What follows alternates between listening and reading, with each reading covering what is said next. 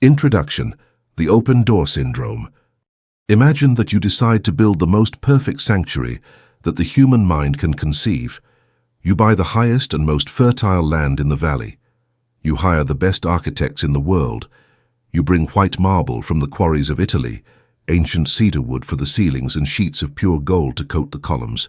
You dedicate years of your life, sweat, and infinite resources to erecting this palace. It is a masterpiece of engineering and aesthetics. But you commit a fundamental error, a design flaw so absurd that it nullifies all previous effort. You decide not to put doors on it, nor windows, nor perimeter walls. You leave the structure completely open to the field without barriers, under the premise that everything is welcome. What happens to your palace?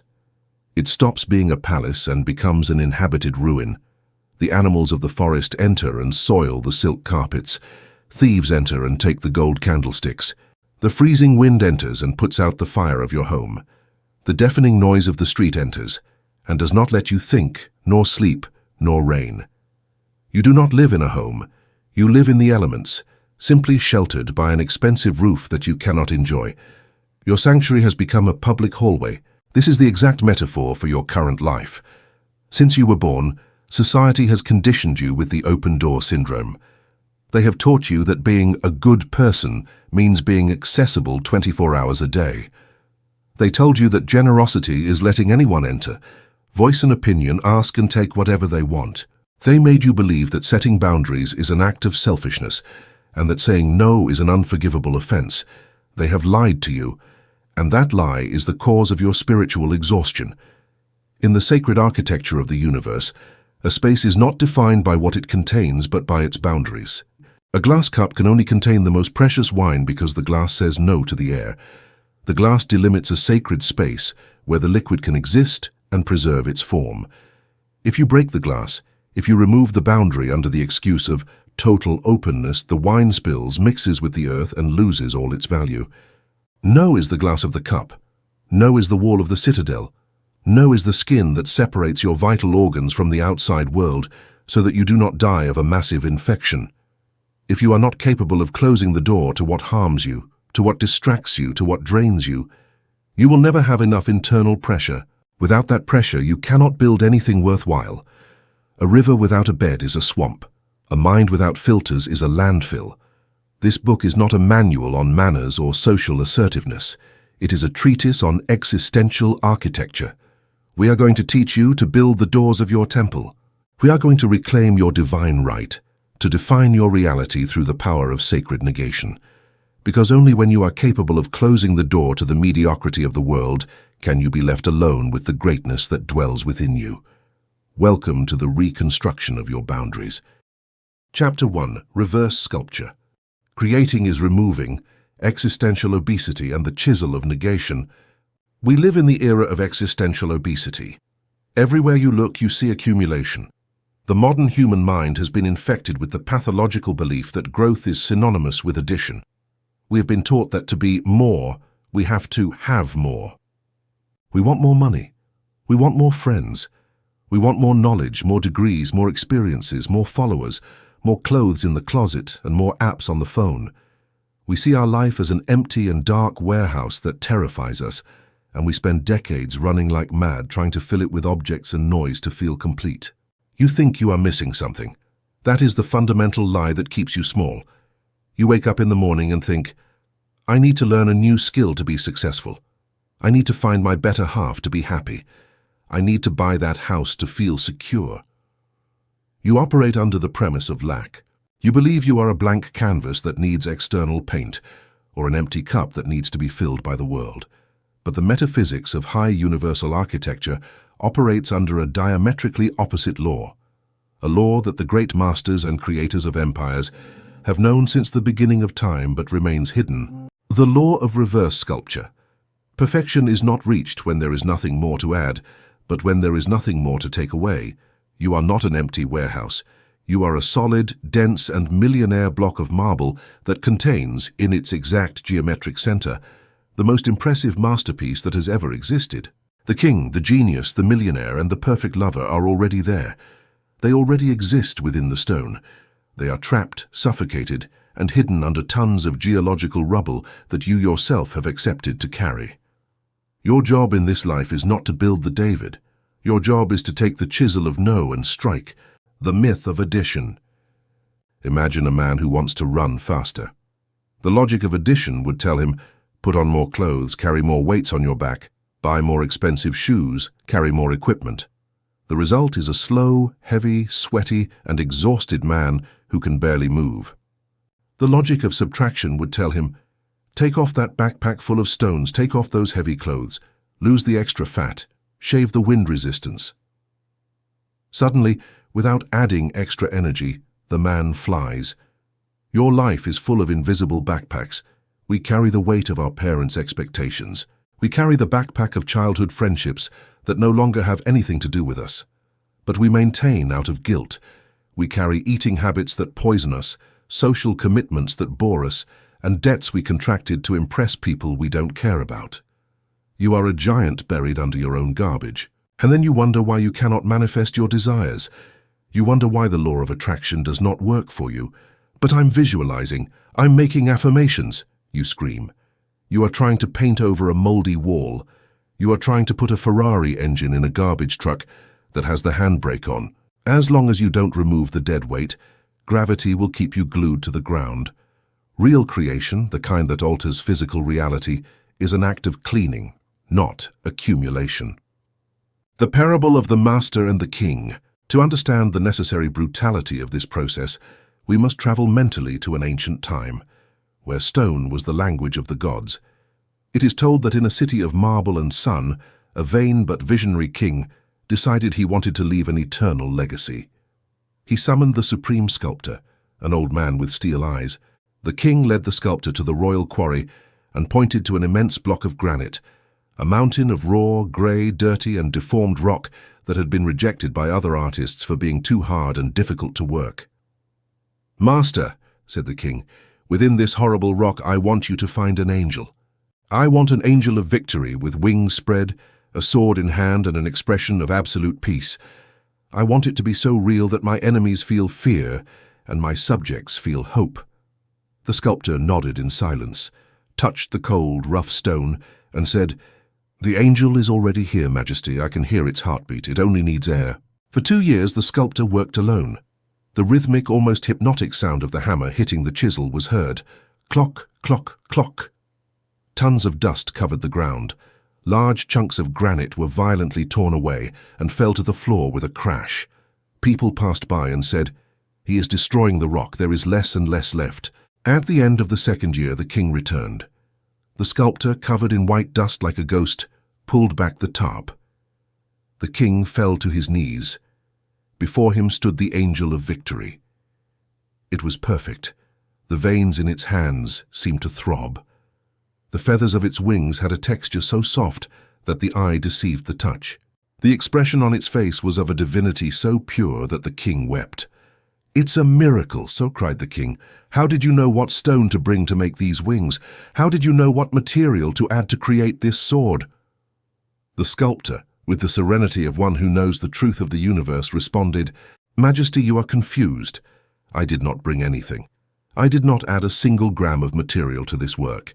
I did not create the angel. The angel was always there, perfect and complete, waiting in the darkness since the mountain was born. I simply took my chisel, and with ruthless discipline I said no to everything that was not the angel. I removed the excess stone and the truth revealed itself. The block of your life. You are that block of granite, and within you at this precise instant there exists a version of you that is already a millionaire, that has an athletic body, that lives in absolute mental peace, and has high-value relationships. It is not a fantasy. It is a quantum reality that is latent, waiting to be released. But that version is covered by layers of raw rock called fear, complacency, laziness, toxic friends, mediocre job, and trash television. Every time you say yes to an outing you don't feel like going to, you are adding a layer of cement over your angel's wings. Every time you say yes to a food that inflames you, you are hiding the muscles of your masterpiece. The process of becoming who you want to be does not require you to go to the library to learn how to be successful. It requires you to take the chisel and start removing everything that makes you a failure. It is a process of controlled demolition. The pain of the chisel, the resistance of the material. This is where most human beings fail and abandon the work. Sculpting hurts. When the chisel hits the rock, sparks fly. There is friction. There is noise. The stone resists being broken. When you begin to apply the power of no to sculpt your life, you are going to feel pain. You will have to say no to lifelong friends who no longer vibrate at your frequency, and it will hurt to see them walk away and call you arrogant. You will hurt from the temporary solitude. That is the granite breaking. You will have to say no to the instant gratification of spending money on stupid things. It will hurt your ego not to be able to show off the new watch. That is the dust falling to the ground. You will have to say no to your own excuses and your own inner victim. And that is the hardest part, because you have fallen in love with your own raw stone. You have become fond of your limitations. You stroke them and say, "This is just how I am. My genetics are like this, my family is poor." Those phrases are the mold that covers your greatness, and the chisel does not negotiate with mold, it tears it away. The pain you feel when setting boundaries is not a pain of damage, it is a labor pain. You are giving birth to your true self. The excess stone always screams when it is separated from the core, but that separation is necessary for the form to emerge. Mental obesity and spiritual hoarding. Observe the mind of the average man. It is a clinical case of hoarding syndrome. He accumulates mental garbage without any criteria. He wakes up and consumes negative news. Garbage. He goes to work and listens to gossip from his colleagues. Garbage. He comes home and watches mediocre television series. Garbage. He goes to bed and reviews his worries and fears. Garbage. His mind is so full of rubble that there is no space for a single millionaire idea to enter. There is no room for intuition. There is no silence. If you enter a house cluttered with old newspapers and empty pizza boxes, you cannot dance. You cannot move. The space is dead, suffocated by accumulation. Your first task as a sculptor is to clean the workshop.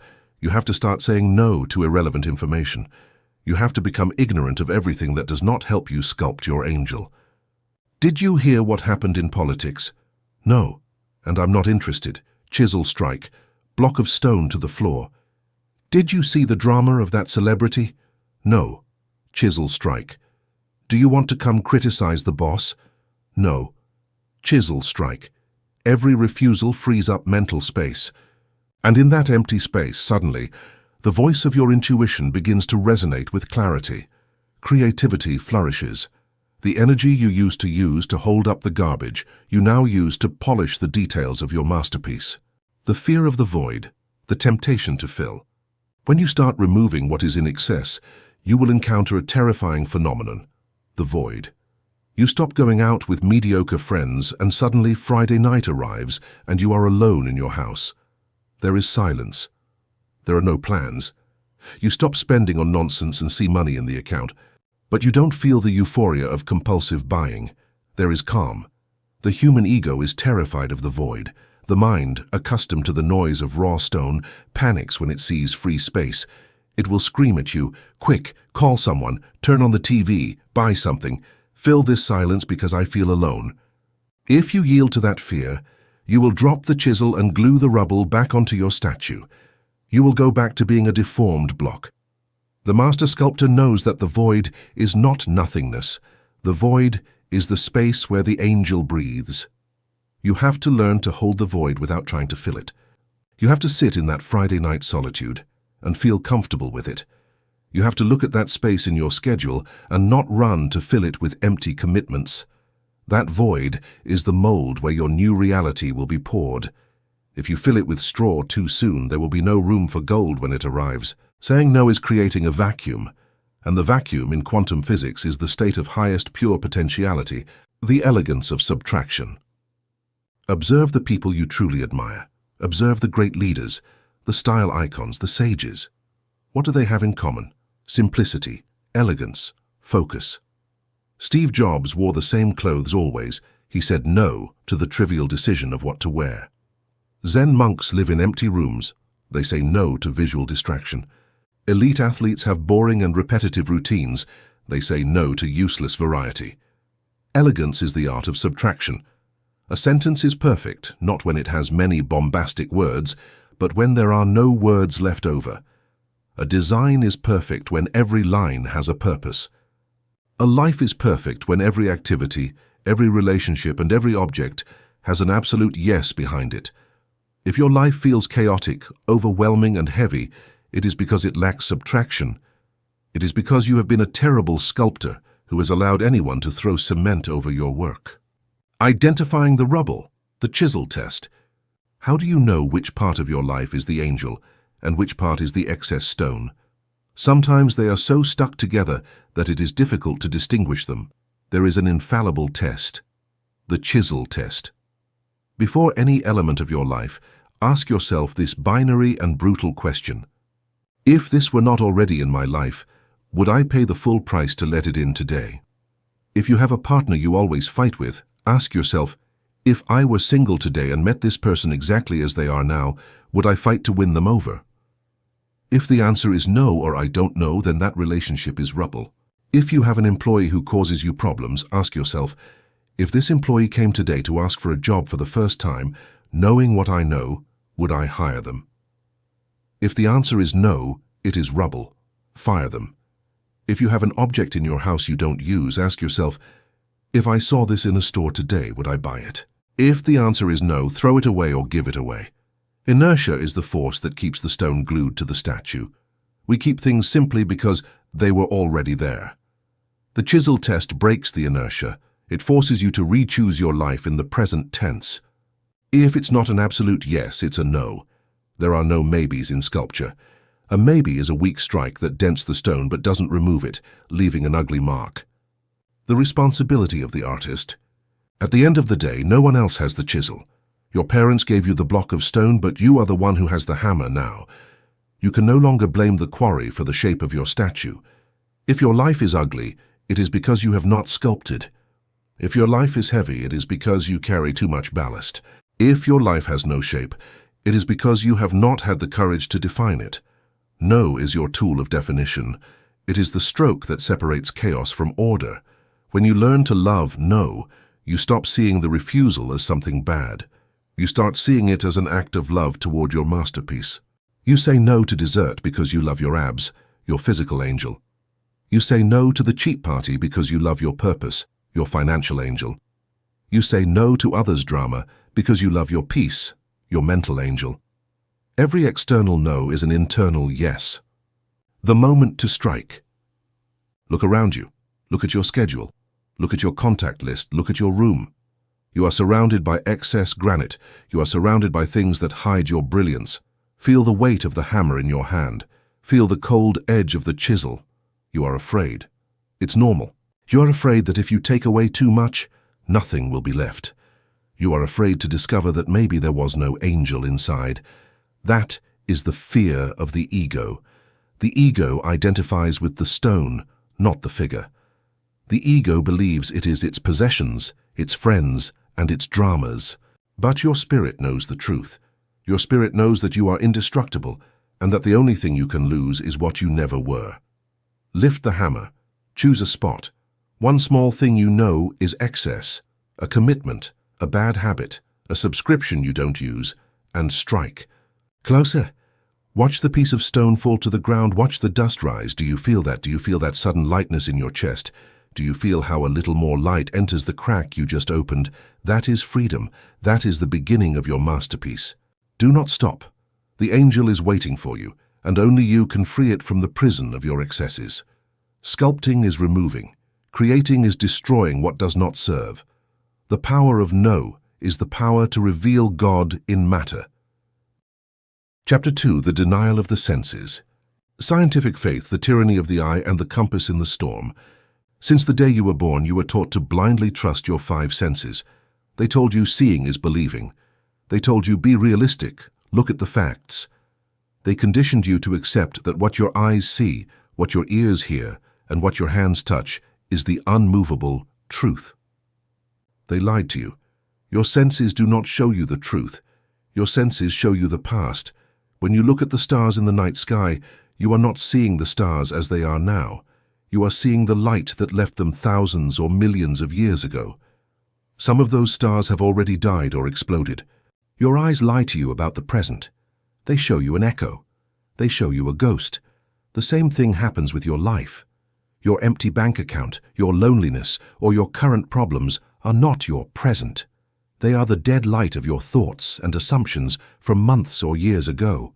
They are the late crystallization of who you were in the past. If you accept that sensory evidence as the only reality, you are condemned to repeat the past forever. You are trapped in a time loop, reacting to an echo, creating more of the same. The power of no reaches its maximum metaphysical expression here. You have to learn to say no to what your eyes see. You have to learn to deny the evidence of your senses in order to sustain the vision of your mind. This is not madness. This is scientific faith. It is the only tool the architect has to modify the blueprints while the old building is still standing. The hallucination of realism. The realist is the most irrational being in the universe.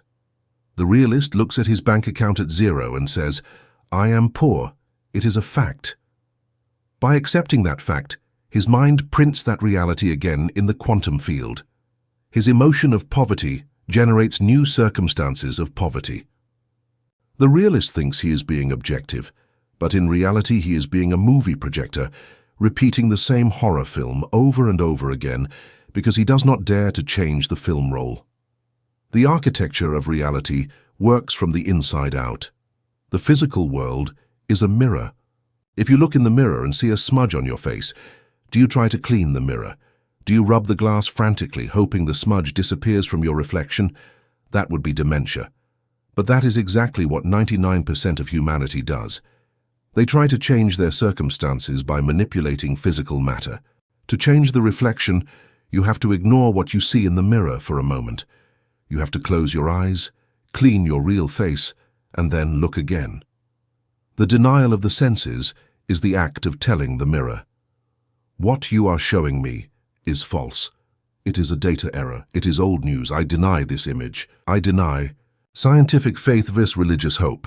We must make a surgical distinction between the blind faith of religions and the scientific faith of the sovereign creator.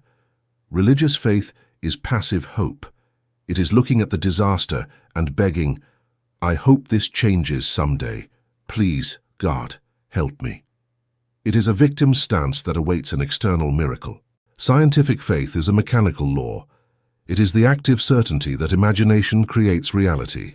It is the stance of the engineer who looks at a vacant lot full of trash and says, "I see a 100-story building here. I have the blueprints. The trash my eyes see is irrelevant. It is temporary." The engineer does not wait for the building to appear. The engineer denies the authority of the trash to stop his work. Saying no to the current reality requires disciplined mental violence. It requires you to walk through the world seeing poverty but feeling wealth. It requires you to hold health while in pain. It is an act of controlled and divine schizophrenia. It is living in two worlds, but giving the authority of truth only to the invisible world. The parable of the captain in the storm. To illustrate this power, let us visualize the story of the captain who defied the ocean. There was a legendary captain known for navigating the world's most dangerous routes without ever losing a ship. It was said he had a pact with the sea, or possessed magical powers. One day a young sailor joined his crew. In the middle of the ocean, an apocalyptic storm hit them. The sky turned black. The waves were 20-meter walls of water. The wind howled like 1,000 demons. The crew panicked. They screamed, "We are going to die! Look at the size of that wave! We are lost!" The young sailor ran to the bridge to warn the captain. He found him standing at the helm, but he did something the sailor could not comprehend. The captain had lowered the steel shutters over the bridge windows. He had blocked the view of the outside. He could not see the waves or the storm. He only had a small light on over the compass and the map. "Captain!" the sailor shouted. "What are you doing? Open the windows. You can't see where we're going. The waves will swallow us." The captain, without looking up from the compass, responded with a calm and steady voice. "Son, if I open the windows and look the beast in the eye, fear will enter my heart. If I look at the waves, my hand will tremble and I will turn the helm out of panic. My eyes will tell me it is impossible to survive, and then we will die. The captain adjusted the course and continued, I have closed my eyes to the storm so that I can see the route. The compass says north is here. The compass is not afraid. The compass sees no waves. The compass knows the mathematical truth. I do not navigate by what I see outside. I navigate by what I know inside. The ship made it through the storm blindly, guided only by the captain's scientific faith in his instrument. At dawn, the waters calmed and they reached safe harbor. The internal compass. You are the captain. Your life is the ship. Your current circumstances are the storm. Most people live with their windows open, looking at the giant waves. They wake up, look at their bank balance, the wave, and panic. They turn the helm out of fear and take desperate decisions. They shipwreck. The power of no is the steel shutter. You must have the courage to lower the shutter. You must have the audacity to tell your senses, I am not going to look. I don't care how high the wave of debt is. I am not going to allow the image of disaster to enter my command cabin. Your compass is your assumption. Your compass is your vision of the wish fulfilled.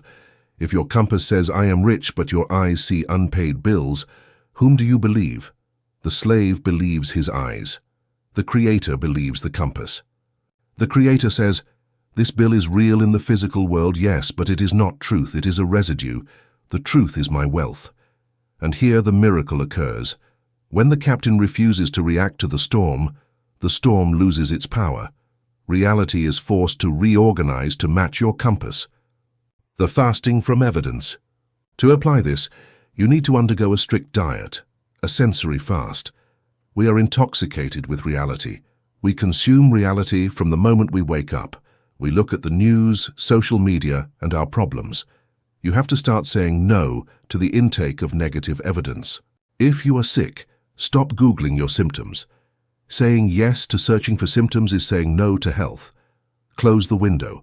Look at the compass of vitality. If you are broke, stop checking the bank account 10 times a day just to agonize. Close the window. If you are lonely and sad, stop listening to heartbreak songs that validate your sadness.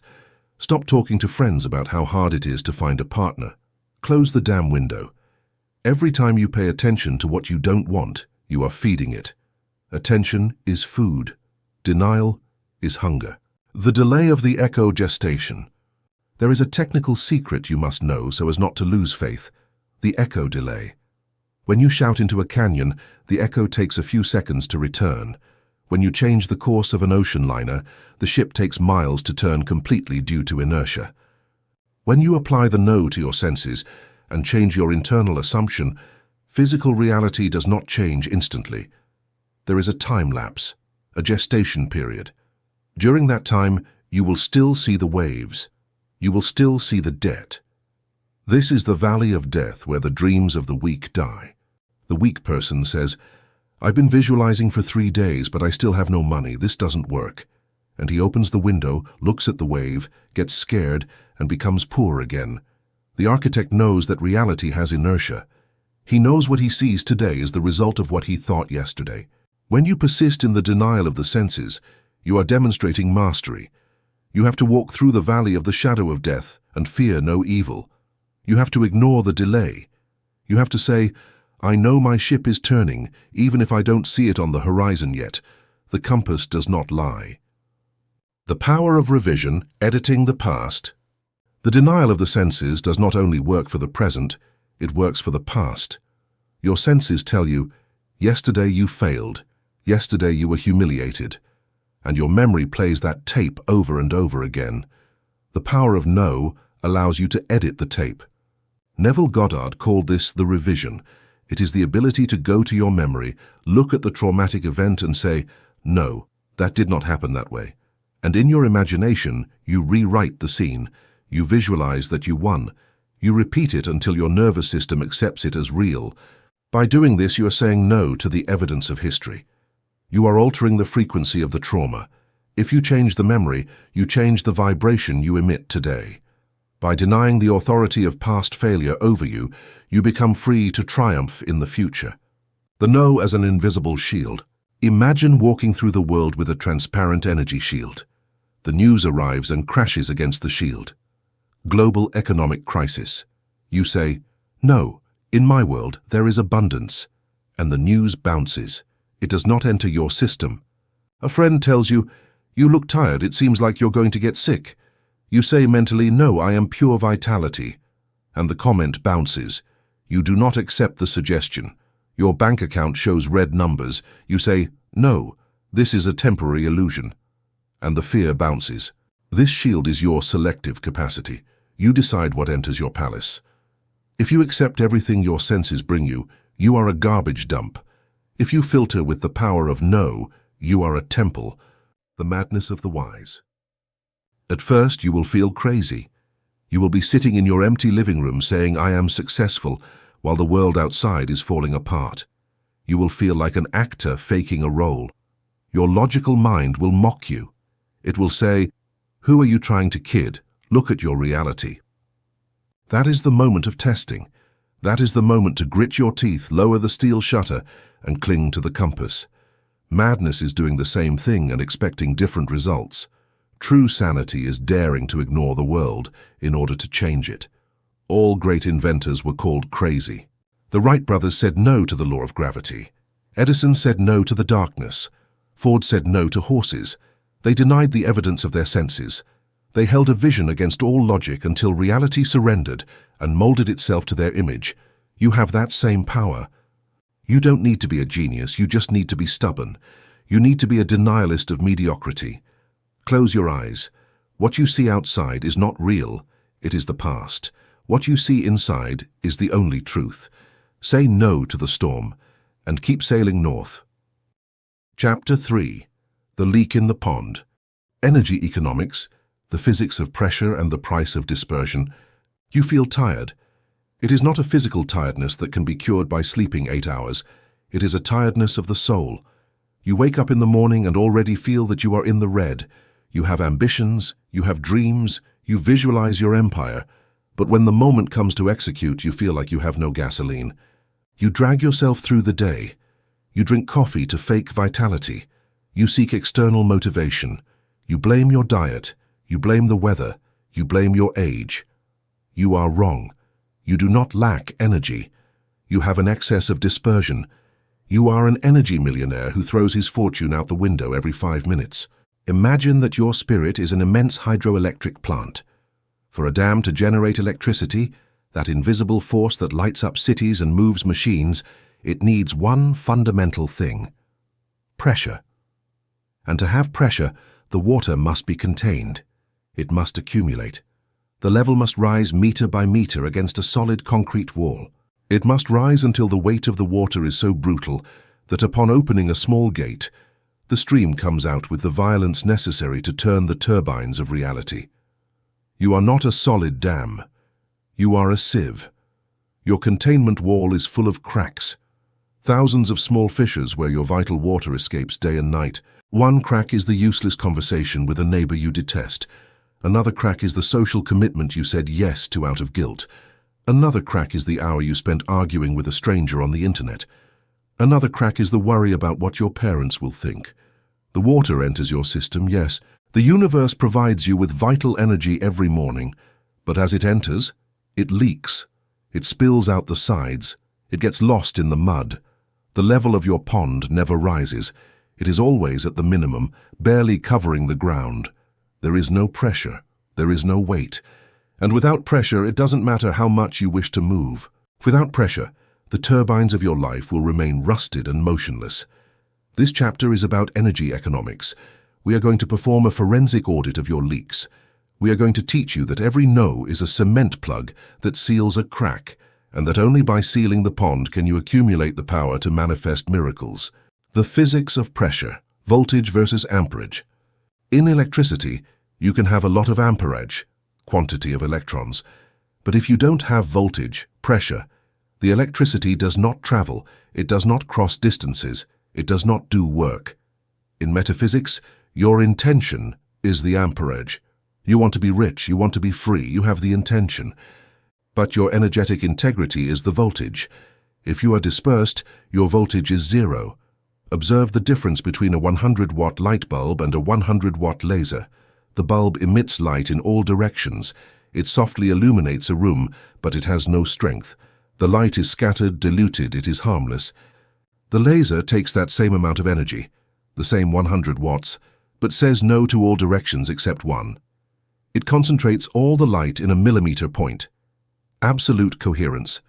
That laser can cut steel. It can perform eye surgeries. It can send a signal to the moon, same energy, different focus. Different. You live like a light bulb. You say yes to everything. You want to illuminate everyone. You want to be everywhere. You want everyone to like you. You disperse yourself across 360 degrees. That is why you are harmless. That is why your reality does not change, because your light is too soft to cut through the density of matter. The power of no turns you into a laser. When you start saying no to distractions, to others' dramas, and to mediocre requests, you are turning off the sidelight rays. You are forcing your energy to channel into a single coherent beam. You stop illuminating the room and start burning the target. The daily energy budget. You have to start seeing your energy as if it were cash. Every morning, upon opening your eyes, the Bank of the Universe deposits 100 units of energy into your account. There are no overdrafts. There are no loans. It is what you have to spend for the day. Every interaction is a transaction. Checking the phone and seeing negative news, 15 units. You just paid for distress. Listening to your coworker complain about the boss for 20 minutes, 20 units. You just financed their victimhood. Fighting with your partner over domestic nonsense, 30 units. Worrying about a debt you cannot pay today, 15 units. Before it is noon, you have already spent 80 units. You have 20 left. With those 20 miserable units, you try to build your empire. You try to write your book. You try to exercise. You try to visualize your success. It is impossible. You have no capital. You are in energy bankruptcy. The only thing you can do with 20 units is survive, watch television and sleep to try to recharge. Successful people, the true architects of reality, are stingy with their energy. They are greedy. They protect their daily balance with a violence that scares the mediocre. If someone comes to rob them of 20 units with unnecessary drama, they say no. They close the wallet. They refuse to participate in the transaction. They keep their 100 units intact until the moment comes to invest them in their great work. And when they invest 100 units at once in a single goal, reality bends. The kindness leak, the beggar's tax. The largest crack in the pond of most good people is compulsive kindness. You have been taught that being kind is free. It is a lie. Being kind to those who do not deserve it, or at moments when you cannot afford it, is very expensive.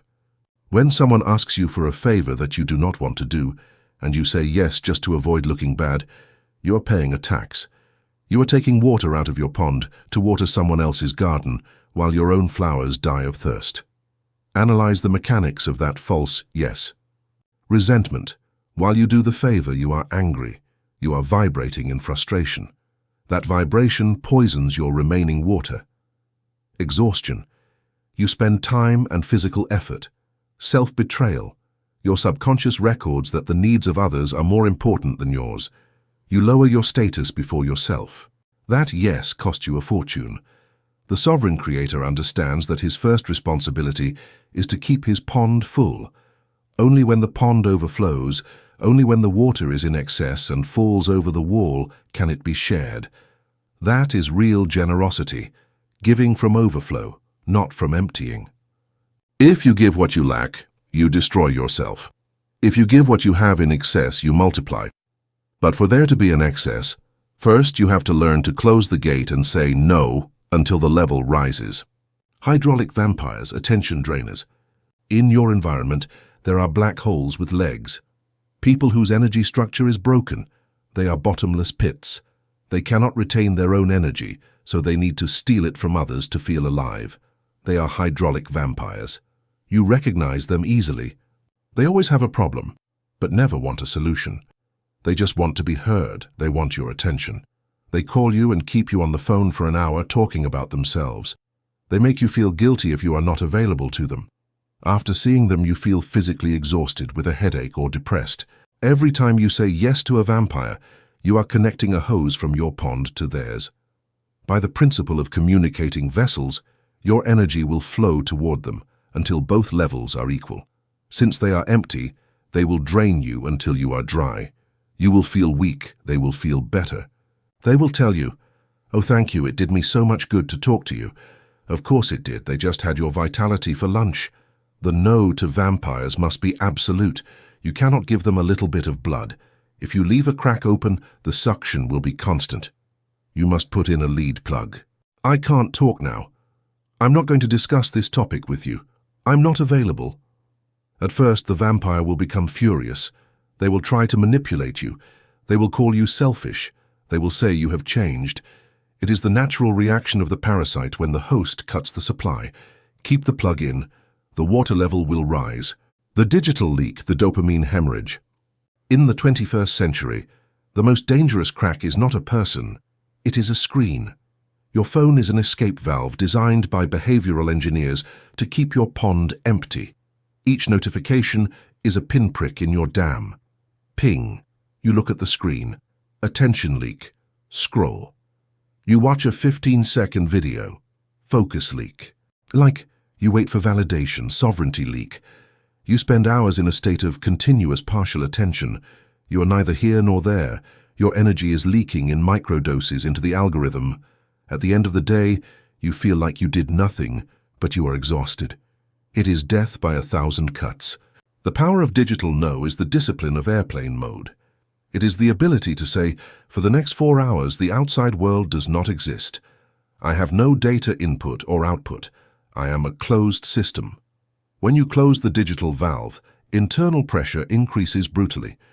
At first you feel anxiety, but then it becomes focus. Suddenly you write in an hour what used to take you a week. Suddenly you have million-dollar ideas. You have plugged the largest leak. The turbine starts to turn. The indecision loop, stagnant water. Another subtle form of leak is indecision. Having pending issues in your mind is like having programs open in the background on a computer. They consume RAM. They consume battery. Should I quit my job or not? Should I talk to that person or not? Should I buy that or not? While you maintain the doubt, you maintain the leak. You are spending energy sustaining 2 options alive in your mind. You are feeding 2 opposite timelines. That generates friction and heat, but no movement. The no also serves to close mental cycles. Deciding means etymologically to cut. You have to cut an option. Say no to one of the alternatives. Kill it. I'm not going to quit yet, period. Decision made, leak closed. I'm not going to buy it, period. Decision made, energy recovered. Even a bad decision is better than eternal indecision. A decision seals the pond. Indecision is a hole in the ground. Solitude as a sealant. How do you repair the cracks? How do you harden the concrete of your dam? With the universal sealant, solitude, you have to spend time alone for the cement to dry. If you are always surrounded by people, you are always in an energy exchange. There are always external vibrations hitting your structure. You need periods of tactical isolation, moments where you say no to the whole world. In silence, you detect the leaks. In silence, you hear the sound of water escaping. Ah, look, I'm thinking too much about my boss's opinion. There's a crack. I'm worried about money. There's another crack. In solitude, you apply the mental no. You deny entry to those thoughts. You recover your integrity. When you return to the world after a period of solitude and containment, people notice something different. They notice you have weight. They notice your gaze is brighter. Your presence fills the room. What they notice is the hydraulic pressure of your accumulated spirit. You are a full dam about to open the gates. That is charisma. Charisma is not smiling a lot. Charisma is contained energy that radiates power. The fear of bursting, containing the intensity. When you start plugging all the leaks, when you stop giving away your time and attention, you are going to feel something strange. You will feel an uncomfortable internal pressure. You will feel the urge to do things. You will feel an electrical restlessness. You will feel aggression, desire, ambition. The slave is scared of this sensation. He thinks it is anxiety, and he runs to find a leak to relieve the pressure. He runs to call someone, to eat something, to distract himself. He self-sabotages by opening a hole to feel calm, empty again. The architect knows that pressure is the fuel. Do not release it on nonsense. Hold on. Sustain the pressure, let it rise, let the water reach the edge. Use that pressure to break your own limits. Use it to work on your great work. Use it to transform your body. Use it to meditate and reach altered states of consciousness. Pressure is what turns coal into diamond. If you allow the pressure to escape, you remain coal. If you contain and direct it, you crystallize. The leak audit. Your task now is to become a dam inspector. You have to walk the perimeter of your life with a flashlight and look for damp spots. Make a list of your current leaks, social leaks. To whom are you saying yes out of commitment? Emotional leaks. What drama from the past do you keep feeding? Financial leaks. What are you spending money on to impress people you don't care about? Money is liquid energy, spending it badly is a leak. Mental leaks. What recurring worry robs you of sleep? For each one, design a no. I'm not going to that dinner. I'm not going to think about my ex. Every no is a brick you put in the wall. At first, you will feel a bit isolated. You will feel bad. You will feel selfish. Remember the hydroelectric analogy. A dam is not selfish for retaining water. It is functional. Because it retains the water, it can generate light for the whole city. The state of overflow. The final goal of closing the leaks is not to keep your energy forever and stagnate. Stagnant water rots. The goal is to reach the state of overflow. When your pond is sealed and the level rises to the maximum, the water begins to fall through the upper spillway. It falls as a waterfall. In this state, you give love because you have an excess, not because you need to be loved back. You give money because you have an excess, not to buy status. You create art because inspiration overflows you, not to seek applause. Overflow is the only healthy way to give. It is clean, potent energy. But to reach overflow, first you have to go through the phase of selfish accumulation. You have to go through the phase of no. If you try to skip this phase, if you try to give when you are half empty, you will end up dry and resentful. Close the gates. Seal the cracks. Turn off the leaks.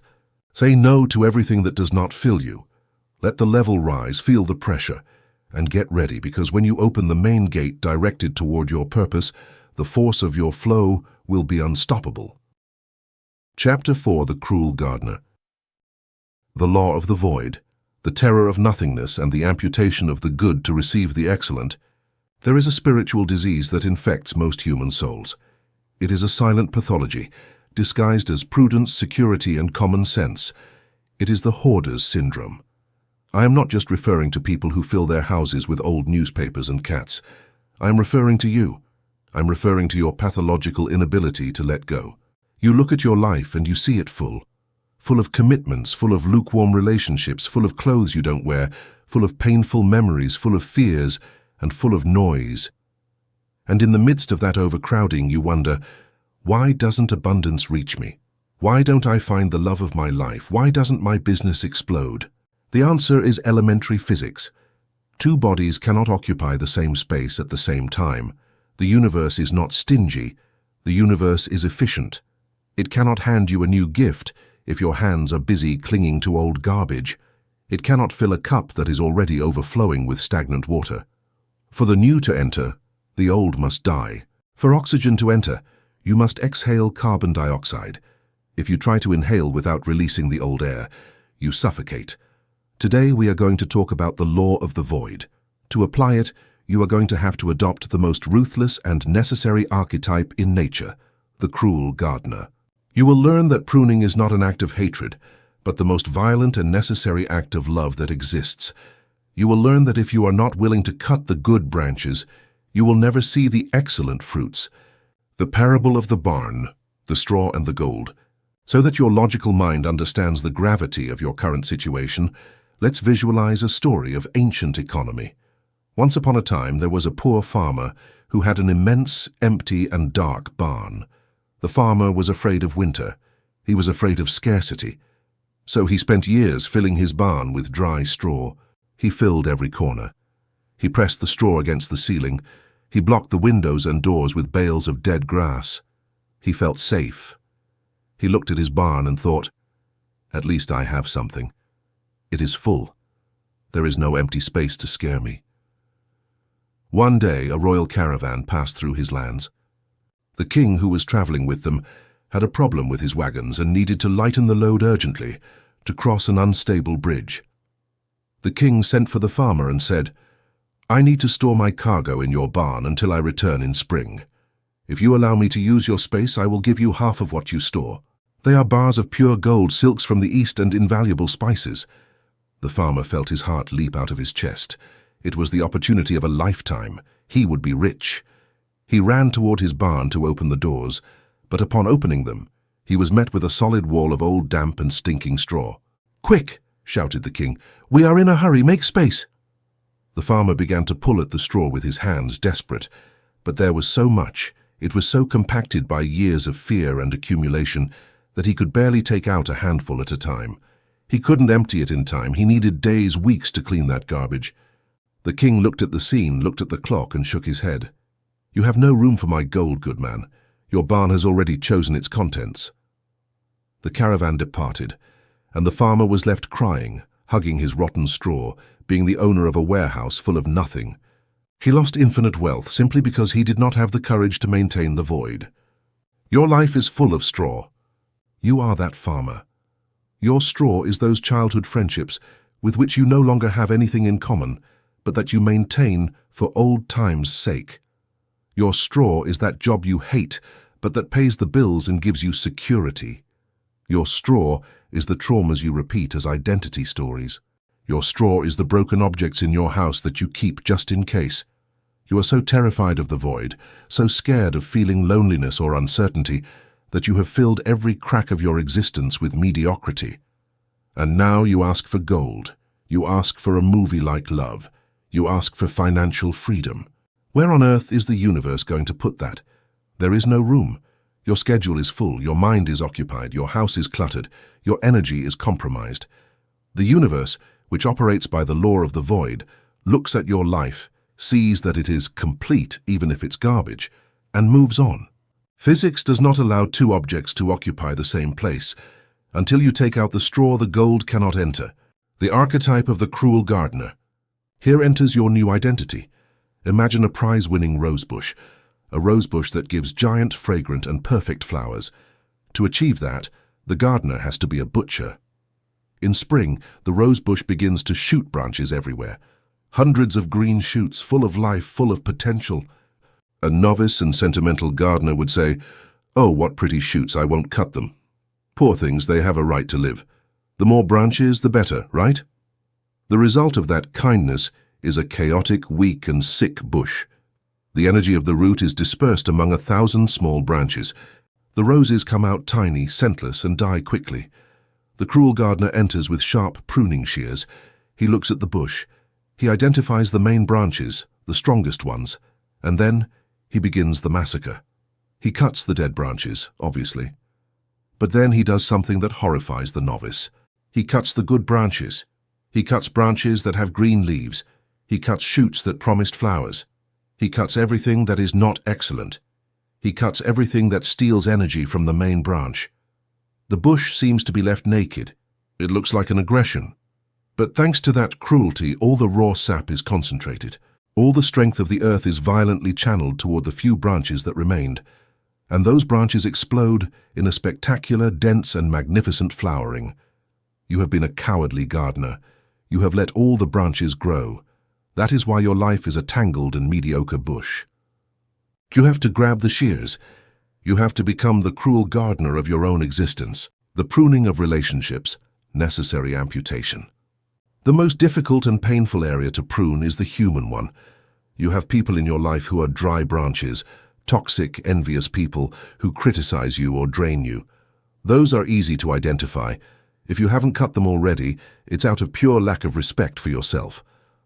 But the true challenge of the cruel gardener is pruning the good branches. Those people who are not bad. They are good people. They love you in their own way. They are your school friends, your cousins, or that partner with whom you are okay, but not incredible. They are lukewarm relationships. They don't add to you, but they don't subtract either, apparently. They occupy space, they occupy time. They occupy emotional bandwidth. These are the most dangerous, because since they don't hurt, you keep them, and by keeping them, They occupy the energetic space that should be reserved for your generals. They occupy the space meant for your life partners, for your soulmate. You have to learn to say, "I love you, you are a good person, but your cycle in my life has ended. You don't vibrate where I am going to vibrate. Goodbye." It is an amputation. It hurts. You will feel guilty. They will tell you that you are heartless. But at the moment you cut that lukewarm relationship, you create a suction void.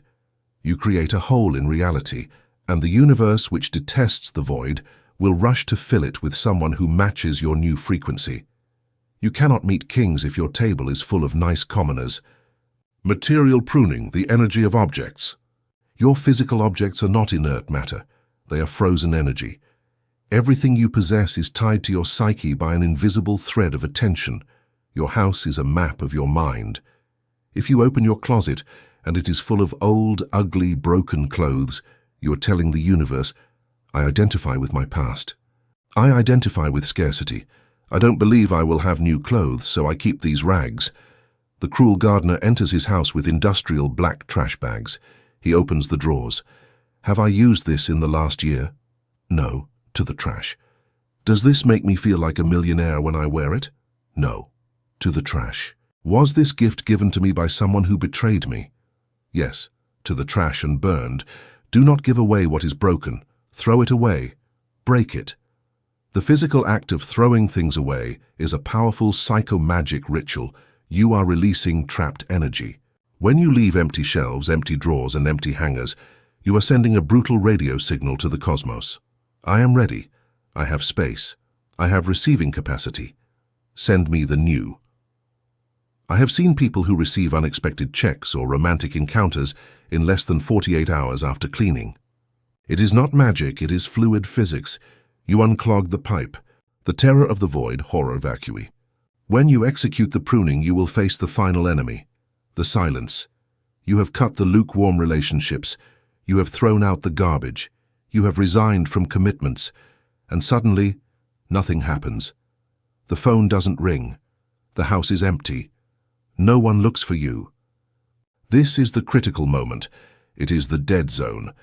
It is the abyss between the old reality you killed and the new reality that has not yet arrived. The human ego has an atavistic fear of the void, horror vacui. The ego feels that if there is no noise, it does not exist. Your ego will panic. It will scream at you. "What have you done? You're alone, no one loves you, you're going to die like this, call your ex, get the garbage back, at least the garbage kept us company." If you yield to fear and run to fill the void with anything cheap, you will have failed. You will have aborted the gestation. The sovereign creator knows that the void is not nothing. The void is a womb. The void is the fertile space where God is weaving your new reality. You have to have nerves of steel to sit in your empty living room, in the middle of the deafening silence, and smile. You have to endure the pressure. This void is good. This void is expensive. This void is my canvas. Sustaining the void without anxiety is the highest demonstration of faith that exists. You are telling the universe, "I trust my worth so much that I prefer being empty to being poorly accompanied." The law of suction, how the magnet works. Nature abhors a vacuum. It is a physical principle. If you create a vacuum in a bottle, the air from outside will try to enter with a violent force to balance the pressure. If you create a void in your life and keep it clean and defined with your boundaries, you generate a metaphysical suction force. You become a vortex. If you want new designer clothes, empty your closet until it hurts. The suction will bring the wealth to fill it. If you want the love of your life, empty your bed. Sleep on only one side. Leave the physical and energetic space for that person. Let it cool down. The suction will bring true heat. If you want high-level clients, fire the cheap clients who consume your time. Stay with an empty schedule. The fear of not billing will make you tremble, but that gap in the agenda is the landing strip for whales. The void is not passive, it is magnetically aggressive. It pulls reality toward you, but it only works if the void is real. If it is half full of straw, there is no suction, it has to be total. Information pruning, intellectual diet. You don't just accumulate objects and people, you accumulate junk data. Your mind is a hard drive with limited space. If you have it full of memes, news of tragedies, celebrity gossip and sad songs, you don't have RAM to process millionaire ideas. The cruel gardener prunes his social media. Stop following thousands of people. Why do you want to see the lives of people you don't care about? It is noise. Leave the WhatsApp groups that send bad jokes and chains. Cancel email subscriptions you don't read. Practice digital silence.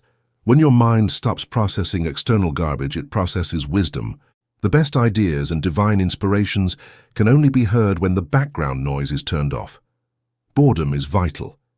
In the modern world, nobody gets bored. As soon as they have a free second, they pull out the phone. They have killed the fertile void of boredom. Reclaim boredom. Sit and look at a white wall. In that boredom, your brain, desperate for stimulus, will begin to create its own content. It will begin to generate genius. The identity cut. Finally, the bloodiest pruning. Pruning who you thought you were. You have an identity built on past stories. I'm the one who is always late. I'm the shy one. I'm the one who has bad luck in love. I'm the poor one of the family. Those labels are dry branches that are strangling your tree. The power of no must be directed toward your own mirror. You have to refuse to keep watering those stories. No, that is not me. That was an old version that already died. I cut that branch. When you stop telling your sad story to others, you create an identity void. You are nobody for a moment. You are a blank page, and on that blank page you can write whatever you want. The price of excellence. Excellence is elitist. It is not for everyone, and it is not for everything you have now. The cruel gardener knows he cannot save all the flowers. He knows that to have the most beautiful rose in the contest, he has to sacrifice 100 normal buds. It is a matter of energy economics. You have 100 units of life. You can distribute them among 100 mediocre things, 1 unit for each. Result, a grey, dispersed and forgettable life. Or you can put 100 units into one single great thing. Result, a legendary life. But to do the second, you have to say no to the other 99 things. And those 99 things will cry. And they will call you selfish. And you will feel fear of losing them. That is the price. Are you willing to pay it? Are you willing to see your barn empty for a time, enduring the cold, rejecting the easy straw, waiting with blind faith for the king's caravan? Are you willing to see your garden naked, only with 3 main branches, trusting that spring will bring an explosion that will justify the massacre? If the answer is yes, then take the shears. Go to your closet, go to your schedule, go to your phone, and start cutting. Without mercy, without remorse, without looking back, the void awaits you, and in the void is everything. Chapter 5. The Gorilla at the Door. The mental filter, the tyranny of the subconscious and the right of admission. Your mind is not a public park. However, you live as if it were. You treat your consciousness as if it were a town square open 24 hours a day, where any vagrant, any street vendor, any criminal, and any stray dog can enter, sit on your bench, dirty your lawn, and shout their miseries. You allow thoughts of fear to enter without identification. You allow the doubts of other people to camp in your living room. You allow catastrophic news from the outside world to walk in, take off its shoes, and put its feet on your table. And then you wonder why your house, your life, is in chaos. You wonder why there is dirt on the floor, why valuables are missing, and why the environment feels heavy, sad, and dangerous. The answer is simple. You have no security at the door. You have forgotten that your subconscious mind is the most exclusive, luxurious, and powerful club in the universe. It is where reality is manufactured. Whatever enters that club becomes physical law. If you let in a thought of poverty, that thought drinks your champagne, breaks your furniture, and the next morning you wake up poor. If you let in a thought of illness, that thought infects the other guests and materializes a tumor. To reclaim your sovereignty, you need security. You need to install a brutal, unbribable, and violent filter at the entrance of your perception. You need the gorilla. This chapter is about the most difficult discipline of all, the strict mental diet. You are going to learn to stand at the door of your own mind with a guest list in hand and a red velvet chain. You will learn to say no to any thought, no matter how seductive or realistic it seems, if it is not on the VIP list. The nature of the subconscious, the party of creation. To understand the gravity of your current negligence, you must first understand what you are protecting. Your mind is divided into two functional areas: the conscious mind, the doorman. It is the part that reasons, chooses, and decides. It is the gorilla. It has the power to accept or reject. The subconscious mind, the club. It is the creative, emotional, and automatic part. It is the party happening inside. If you let a thought pass that says, "I am a failure," the subconscious doesn't say, "Hey, wait, that's not true." The subconscious simply says, "Order received," executing sabotage program, materializing debts done. The subconscious is a 3D printer that prints everything you give it, without questioning the design. If you give it the blueprint of a bomb, it prints a bomb. If you give it the blueprint of a gold bar, it prints gold. The quality of your life depends 100% on the quality of the thoughts that manage to bypass security. Most people have no gorilla. The door is wide open. Your mother-in-law's opinion enters. The newspaper headline enters. Collective fear enters. And the subconscious, obedient and blind, spends its life printing everyone else's hell in your reality. The profile of the gorilla, your new identity. Your new identity is that of the gorilla at the door. Imagine the head of security at the most expensive nightclub in New York or Berlin. He is a huge guy. He wears black. He doesn't smile. He doesn't talk more than necessary. He isn't interested in your story. He doesn't care if you are a friend of the owner. His only function is to look at your ID, look at the list, and if you don't match, say one single word: no. He does not argue.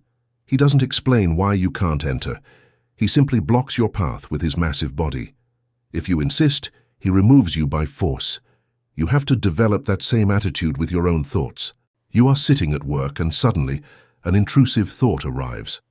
What if I can't pay the rent this month? The slave without security lets the thought in, invites it to sit down, offers it a drink, starts conversing with it. Result: the thought enters the club, gets drunk, and trashes the party. You start to vibrate in fear. The gorilla sees the thought arrive. What if I can't pay the rent? The gorilla looks at the guest list, your assumption of wealth. The thought is not on the list. The gorilla says, "No," and slams the door in its face. The thought insists, "But look, it's a real possibility." The gorilla, "No, you're not passing. Get out." End of the interaction. The thought stays outside in the cold of nothingness and eventually dies of hypothermia from lack of attention. The disguised intruders, the Trojan horse. If negative thoughts always came with the face of monsters, they would be easy to detect. But intrusive thoughts are cunning. They are professional scammers. They disguise themselves so the gorilla opens the door. They disguise themselves as prudence, as realism, as common sense, as preparation for the future. A thought arrives dressed in a suit and tie and tells you, "I just want us to analyze the worst-case scenarios to be prepared, just in case."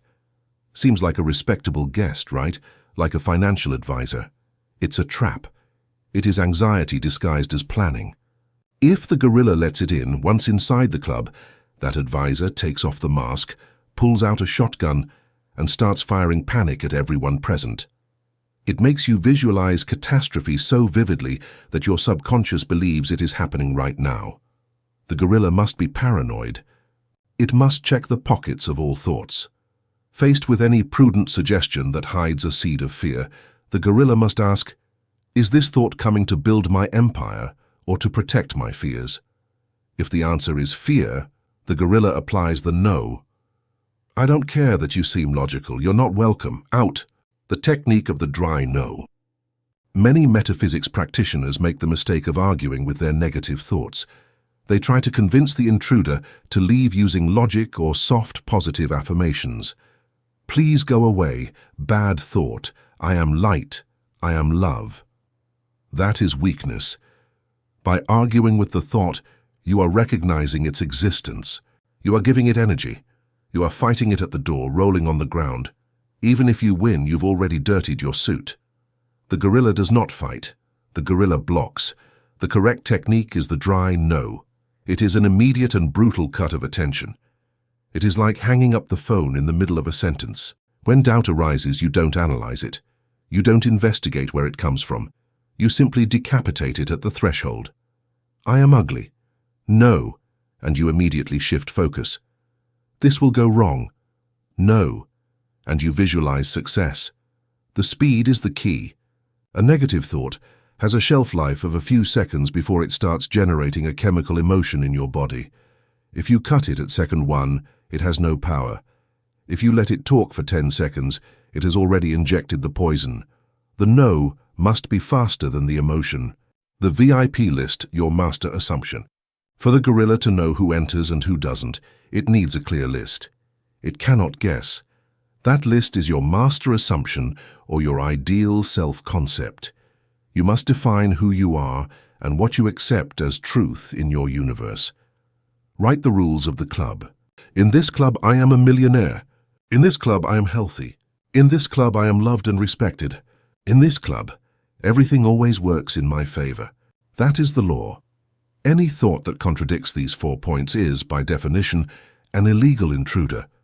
When a thought arrives saying, "Look at that news about the economic crisis," the gorilla checks rule number 1. The news contradicts the rule. Gorilla: it doesn't enter, not interested. That crisis is for those not in this club. When a thought arrives saying, "My throat hurts, it's probably serious," the gorilla checks rule number 2. Gorilla: no, it's just a temporary discomfort. I don't accept illness. Out. Without the clear list, the gorilla gets confused. It becomes permissive.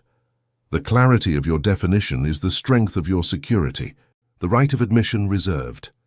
People get offended when you tell them you don't have the right to think certain things. They tell you, you have to be open-minded. Being open-minded to trash is to be a garbage dump. You have the right of admission reserved in your own head. It is your private property. You have the right to be a fascist dictator within your own skull. You have the right to discriminate against thoughts. You have the right to censor news. You have the right to ignore realities. Democracy does not work in the mind. If you vote between your fears and your desires, the fears will always win because they are louder. In your mind, you are the king, not the president. And the king does not debate. The king decrees. Establish a totalitarian regime of tactical positivism. Hunt down dissident thoughts, doubts, and execute them at dawn. Do not give them legal rights. Do not give them political asylum. If a thought doesn't pay rent, doesn't make you feel good or bring you closer to your goal, it goes to the street. Period. The external suggester, the press and environment. The enemy doesn't just come from within. The enemy has external agents trying to sneak intruders into your club. The media, social networks, and negative people are traffickers of junk thoughts. Their business is selling fear to your gorilla. Breaking news: new deadly virus strain. Intrusion attempt. The housing market is going to collapse. Intrusion attempt. Look how fat you are. Intrusion attempt. The gorilla must be trained to detect these attacks. You have to develop an immunity to collective drama. When someone comes to tell you a tragedy, the gorilla must intercept the words before they reach your emotion. You must learn to listen without accepting. You can hear the other's words, but mentally the gorilla must be stamping a giant red seal that says, "Rejected." You can nod your head for physical politeness, but inside you are denying the premise. That is your reality, not mine. In my world, that doesn't apply. I don't buy it. This allows you to walk through hell without getting burned. It allows you to be surrounded by sick people and stay healthy. Your mind, the club, is sealed. The 7-second rule. The metaphysical master Emmett Fox talked about this. You have a critical window of opportunity. When a negative thought knocks at the door, nothing happens. The thought itself is harmless. It's just a proposal. The danger begins when you identify with it. You have approximately 7 seconds before the thought takes root. Second 1 to 3. The thought arrives at you're useless. Second 4-6. The gorilla looks at it. You have the option to reject it. No, that's a lie. Second 7. If you haven't rejected it, your brain starts searching for evidence that you're useless. You start feeling sad. Second 8 onwards. The intruder is already in. It's already ordering drinks, too late for an easy expulsion. The power of no must be exercised in those first seconds. It is a game of quick reflexes. It is like tennis. The ball comes, thought. You have to hit it and return it out of the court immediately. If you stay looking at the ball, it hits you in the face. Train your gorilla to have ninja reflexes. No. Out. Next. The gorilla's weariness, decision fatigue. Tactical warning. Being the doorman is exhausting. At first, you will feel mentally exhausted. You will realize the monstrous amount of negative thoughts you have per day. There are thousands, and having to say no to each one requires energy. Your gorilla will get tired. It will want to take a break. It will say, well, let's let this tiny little thought of sadness in just for a bit to rest. Do not allow it. If the gorilla falls asleep, the club is looted. The good news is that the brain is plastic. It trains. At first, rejecting negativity requires conscious effort, but after a few weeks it becomes automated. It becomes an automated laser security system. Your mind learns to reject trash by default. You don't even have to think the no. Your system simply repels low vibration like a magnetic field. You reach a point where being negative is difficult for you. It feels unnatural. Cleaning the dance floor. What if you already have the club full of intruders? What if you've been letting everyone in for years and now your subconscious is a chaos of fears and traumas? The gorilla has to conduct a raid. You have to turn on the white lights, turn off the music, and start throwing people out. This is meditation, therapy, journaling, or revision. It is sitting with yourself and looking at what thoughts are inhabiting your house. You thought that I don't deserve love. Do you have an invitation? No. Out. You, fear of death. Are you on the list? No. Out. Kick them out. Say no to them retroactively. Tell them a new story. Strip them of the right to be there. The club will stay empty for a moment. You will feel that silence. And then, only then, will you open the door exclusively to the thoughts of royalty. The inviolable sanctuary. Your mind is the only place in the universe that belongs to you 100%. They can take your house. They can take your money. They can lock your body in a jail. But no one, absolutely no one, can enter your mind without your permission. If your mind is a hell, it is because you left the keys in the door from the outside. Recover the keys. Put the gorilla at the door, dress him in a tuxedo. From today, no one enters without a tie. No one enters without the vibration of excellence. Your mind is the temple of God. And in the temple, fear merchants are not allowed. Their tables are overturned and they are whipped out. That whip is your no, use it. The mental filter is not an option. It is the only guarantee that your creation will be a work of art and not a catastrophic accident. Close the door. The private party is about to begin. Chapter 6. The Price of the Diamond. Value through scarcity, the inflation of presence and the economics of rejection. We live in a market. Whether you like it or not, three-dimensional reality operates under the brutal laws of supply and demand. And in this market, you are the product, the seller, and the currency, all at the same time. There is an economic paradox that has baffled philosophers for centuries, the paradox of water and diamonds. Water is essential for life. Without water, you die in 3 days. It is biologically invaluable. However, water is almost free. It comes out of the tap, they give it to you for free in restaurants and you waste it in the shower. The diamond is useless. You cannot eat it, you cannot drink it, it does not cure diseases. It is simply coal subjected to pressure. However, a small piece of diamond costs millions of dollars. People kill for it. Empires are built on its trade. Why is the useless worth more than the vital? For one single reason, scarcity. Water is abundant. It is everywhere, it is easy to get. Its availability is infinite. The diamond is rare, it is hard to find, it is difficult to extract. It is hidden, its availability is limited. You have been living your life as if you were tap water. You have been always available. You have said yes to every invitation, to every favor, to every cheap client, and to every partner who has given you a little bit of attention. You have flooded the market with your presence. You have given away your time, your energy, and your talent to anyone who turned the handle. And then you wonder why they treat you poorly. You wonder why they don't value you. You wonder why they pay you little or why they leave you on read. The answer is mathematical. You have devalued yourself through excess supply. You have created inflation in your own identity. By being everywhere, you are worth nothing anywhere. This chapter is about the alchemical transmutation of becoming a diamond. And the only tool that can convert common coal, you now, into an invaluable jewel, you sovereign, is the pressure of the no. You are going to learn to withdraw your offer from the market. You are going to learn to hide. You are going to learn that your absence is a more powerful financial asset than your presence, and that every time you say no, you are raising your stock price on the stock exchange of the universe. The inflation of presence printing counterfeit bills. Imagine a central bank that decides to print trillions of bills and drop them from helicopters over the city. At first, people would be happy. They would collect the money, but in 2 days, that money wouldn't even be enough to buy a piece of gum. Excess circulation destroys the value of the currency. Your attention is your currency. If you give your attention to everyone, you respond to WhatsApp messages in 3 seconds, proving you have nothing more important to do. You accept low-paying jobs to gain experience. You go to every party you're invited to not look bad. You listen to the problems of people you don't care about. You are printing bills of yourself without backing. You are saturating the market. People smell the inflation. They smell your desperation to please. And the human brain, which is a machine for calculating value and status, reaches an immediate subconscious conclusion. This person is easy. Their time is worth nothing. I don't have to strive to have them. I don't have to pay a high price.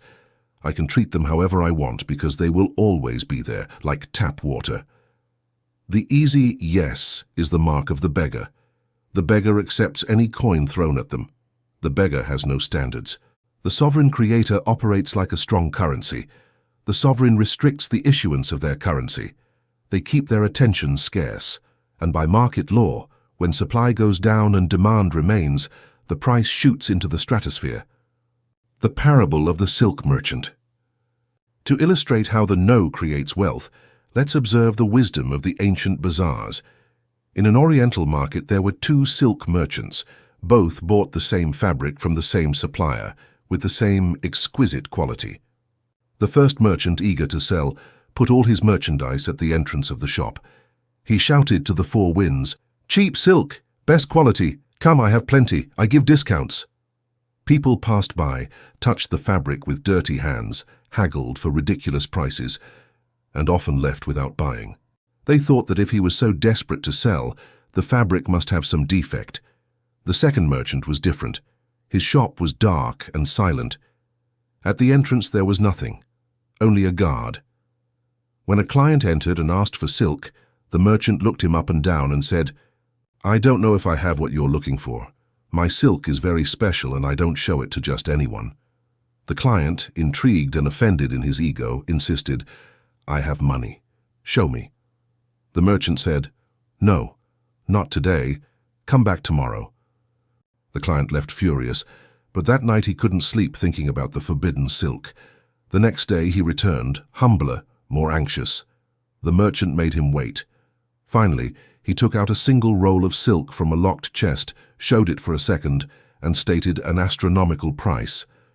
The client paid without a word, and he left happy, believing he had acquired an exclusive treasure. The first merchant sold water, abundant and cheap. The second sold diamonds, scarce and expensive.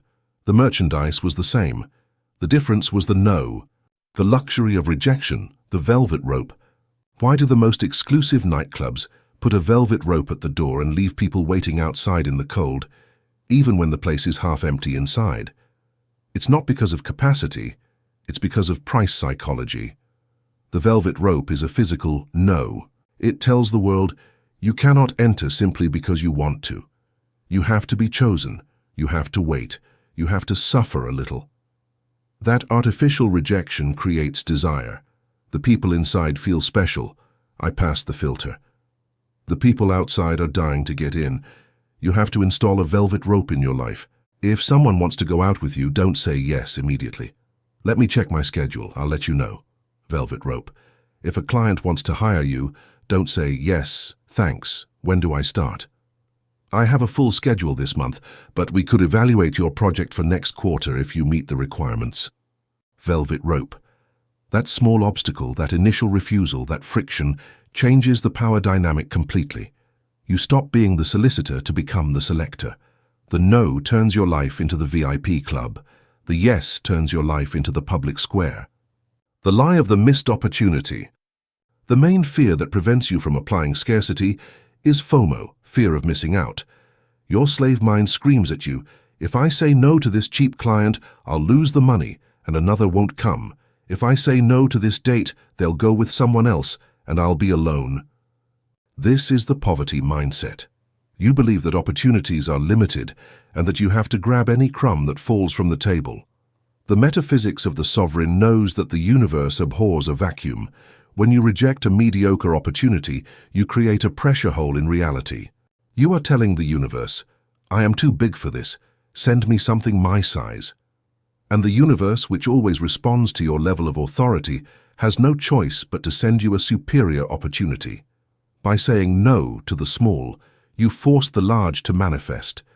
I have seen freelancers double their rates and lose half their clients, the cheap and annoying ones, only for new clients to appear the following week who pay triple and respect their time. I have seen people reject lukewarm partners and stay alone, only to meet the love of their life a month later. The no is a quality filter. The fear of losing the opportunity is what keeps you tied to mediocrity. Availability is a vice. Being always available is not a virtue. It is a vice. It is an addiction to validation. You need to feel needed. You need to feel that you are useful. That's why you answer the phone at 3 a.m. That's why you solve everyone's problems. You think that will make them love you. In reality, it makes them use you. A tool is always available. A hammer does not say no. A hammer is in the box, ready to be used whenever the owner wants. You have become everyone else's hammer. The king is not available. The king is busy ruling. To see the king, one must request an audience weeks in advance.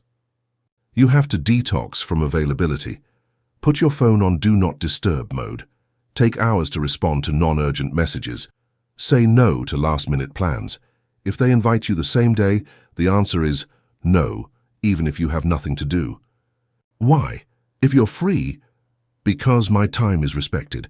If you want to see me, plan in advance. I'm not your plan B or your schedule filler. At first, people will be offended. They will call you a diva. They will call you arrogant. But secretly, they will start to respect you. They will start to see you as someone who has an important life. And next time they will invite you 3 days in advance. You will have educated the market about your price. Silence as a value activator. The diamond does not scream. The diamond shines in silence. The most powerful no is silence. In a negotiation, when they offer you a ridiculous price, do not get angry. Do not argue. Simply keep silent. Look them in the eyes and say nothing. That silence is a thundering no. It creates discomfort. The other person will feel the pressure of your value and will start to raise the offer just to fill the void. In a relationship, when they disrespect you, do not scream. Withdraw. Apply silence.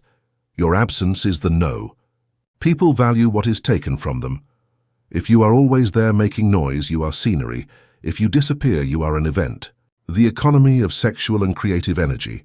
This principle of scarcity applies brutally to your sexual and creative energy.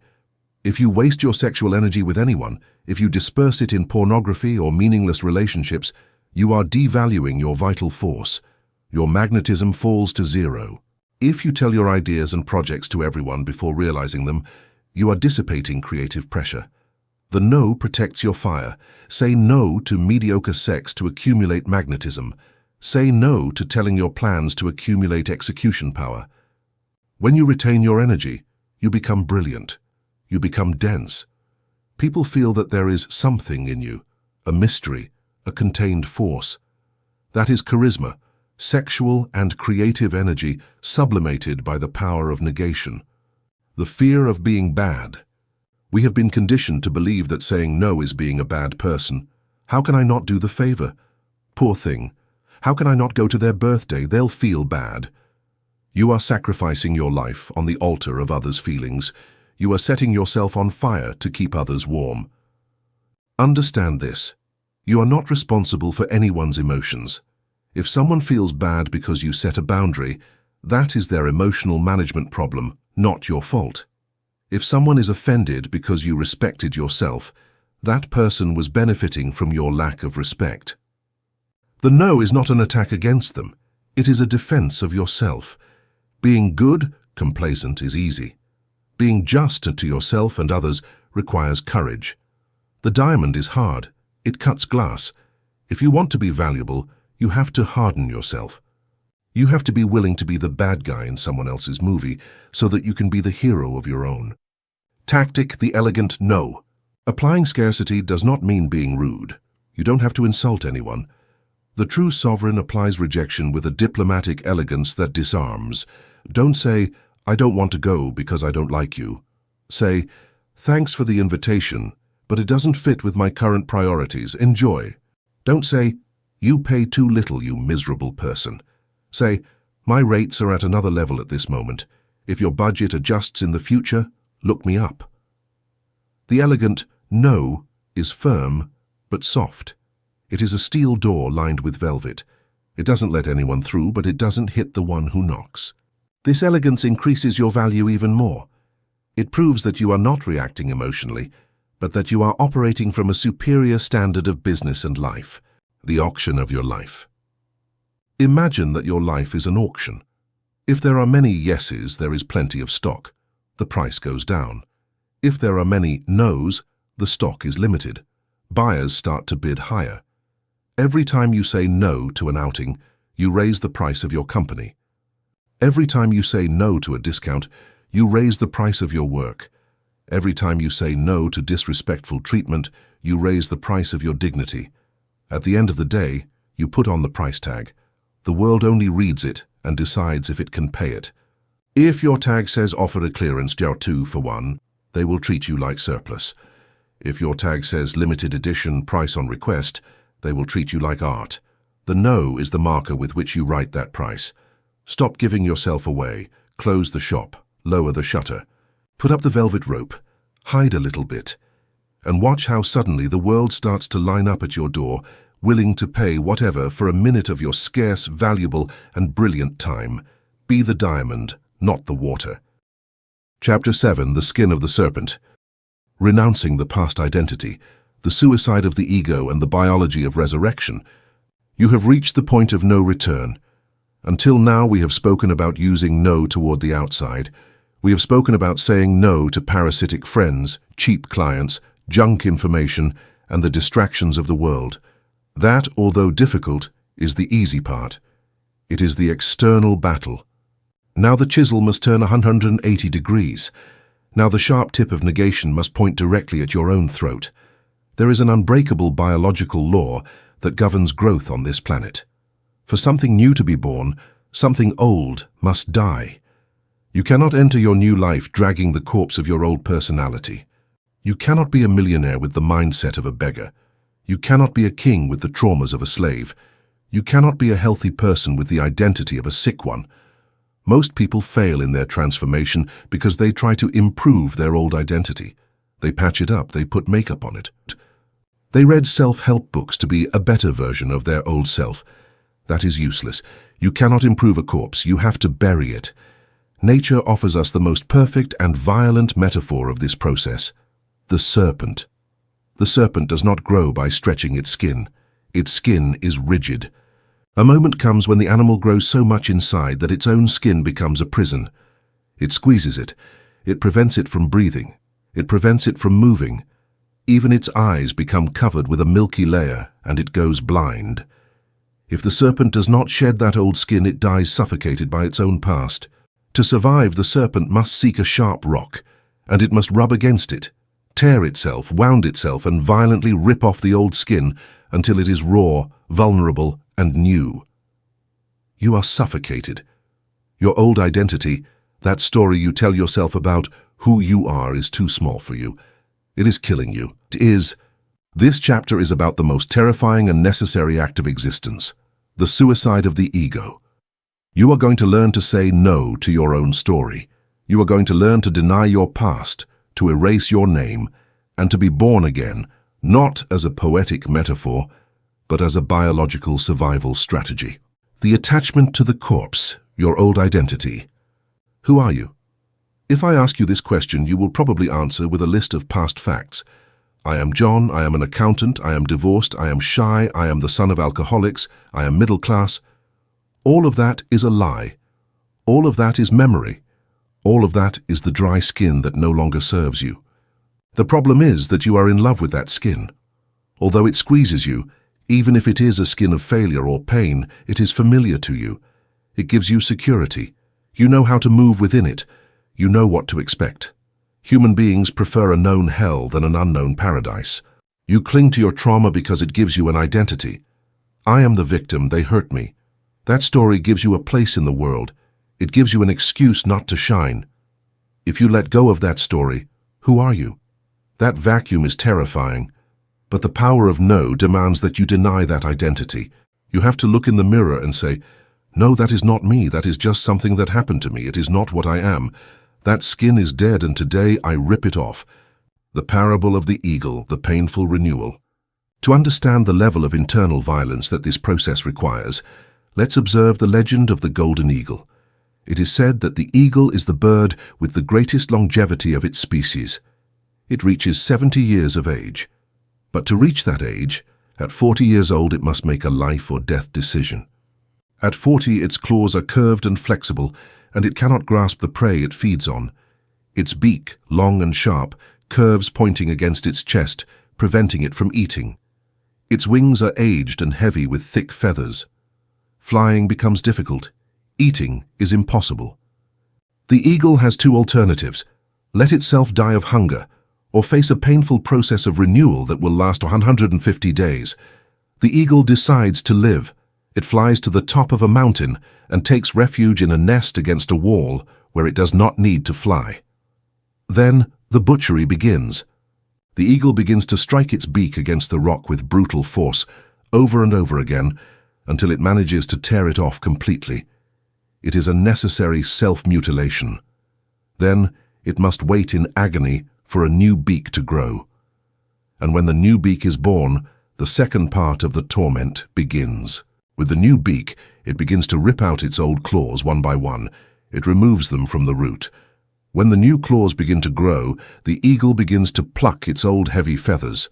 It strips itself bare. Only after 5 months of pain, hunger, and solitary transformation does the eagle emerge. It emerges with its new plumage, its sharp beak and its lethal claws ready to live 30 years more. It has performed its resurrection flight. You are at the top of the mountain. Your old beak, your way of speaking and thinking, no longer serves you to hunt success. Your old claws, your skills and habits, can no longer grasp opportunities. Your old feathers, your limiting beliefs, weigh you down so much that you cannot fly. You have to make the decision. Do you let yourself die in comfortable mediocrity, or do you start hitting the rock? Saying no to your past identity is tearing off your beak. It is painful. You bleed, you are left without defense for a time, but it is the only way to be a predator again in the kingdom of life. The no to memory, tactical amnesia. The first step to shedding the skin is to stop remembering. Memory is a trap. Every time you remember a painful event from the past, your brain secretes the same chemicals it secreted when the original event occurred. Biologically, you are reliving the trauma. You are thickening the old skin. If you want to change, you have to practice tactical amnesia. You have to say no to nostalgia. You have to say no to resentment. You have to say no to the story of your life. When you meet an old friend and they start talking about the old times and how bad we had it, the sovereign must intervene. No, we are not going to talk about that. That is dead. Let's talk about the future. Let's talk about projects. Let's talk about now. If your mind brings you the memory of your ex-partner or your financial failure, apply the dry no from the previous chapter. No, that timeline has already expired and has already... People believe that honoring the past is important. Metaphysically, honoring the past is worshipping a dead idol. Let the dead bury their dead. You take care of the living. The death of the name, change of character. In many initiatory traditions, when a disciple reached a certain degree of enlightenment, their name was changed. Saul became Paul. Abram became Abraham. Monks adopt new names upon being ordained. Why? Because the name carries the vibration of the old identity. When someone calls you by your name, it activates in your brain all the neural network associated with who you have been until now. Perhaps you cannot change your name legally tomorrow, but you can change your internal name. You can change your I am. If your internal name was the shy one, the poor one, or the lonely one, you have to murder that character. You have to give it a funeral. Visualize this literally. Close your eyes. Imagine a coffin. Inside the coffin is your old version. Look at it. Thank it for having brought you here. And then close the lid. Bury it. Put a tombstone on it. Here lies the old me. And turn around. Walk away from the cemetery and do not visit that grave again. From today on, when someone treats you like your old version, you answer them mentally. You are talking to a dead person. That one no longer exists. The resistance of the environment. Crab bucket. Here you will face the social test of fire. When you start shedding your skin, your environment will rebel. Your family, your friends, and your co-workers are used to your old skin. They know how to manipulate your old skin. They know which buttons to press to make you react. If suddenly you change, if you become firm, if you become successful, if you become unreachable, they will feel fear. They will feel that they are losing you. And subconsciously, they will try to sabotage your shedding. They will tell you the most manipulative phrase in history: you have changed. They will say it with a tone of accusation, as if it were something bad, as if you had betrayed a sacred pact of shared mediocrity. When you hear that phrase, smile. It is the confirmation that the chisel is working. Your response must be a resounding no to guilt. Yes, I have changed. Thank God I have changed. If I were still the same as a year ago, I would be a failure. Evolution is change. If you haven't changed, the problem is yours, not mine. Do not apologize for growing. Do not apologize for shining. Do not apologize for ceasing to be the carpet they stepped on. The eagle does not ask forgiveness from the chickens for flying high. It simply flies. The chickens can look from below or learn to fly, but the eagle does not go down to the chicken coop so they feel comfortable. The temporary blindness, the milky phase. As we mentioned with the serpent, just before breaking the skin, its eyes turn blue and milky. It becomes temporarily blind. It is the moment of maximum vulnerability. You will go through this. When you reject your old identity, I am not poor, but the new identity hasn't materialized yet, you enter the blindness zone. You feel lost. You are not what you were before, but you are not what comes after either. You are in limbo. You don't know who you are. You feel anxiety. You feel you have lost your way. The ego will scream at you, go back, put on the old skin. At least with the old skin we could see. You have to resist. You have to say no to panic. That blindness is necessary. You are disconnecting your senses from the outside world to reconnect them inside. You are in the phase of dark gestation. In this phase, do not make decisions based on fear. Do not run to the known. Stay still. Stay in your cave like the eagle. Wait for the skin to break.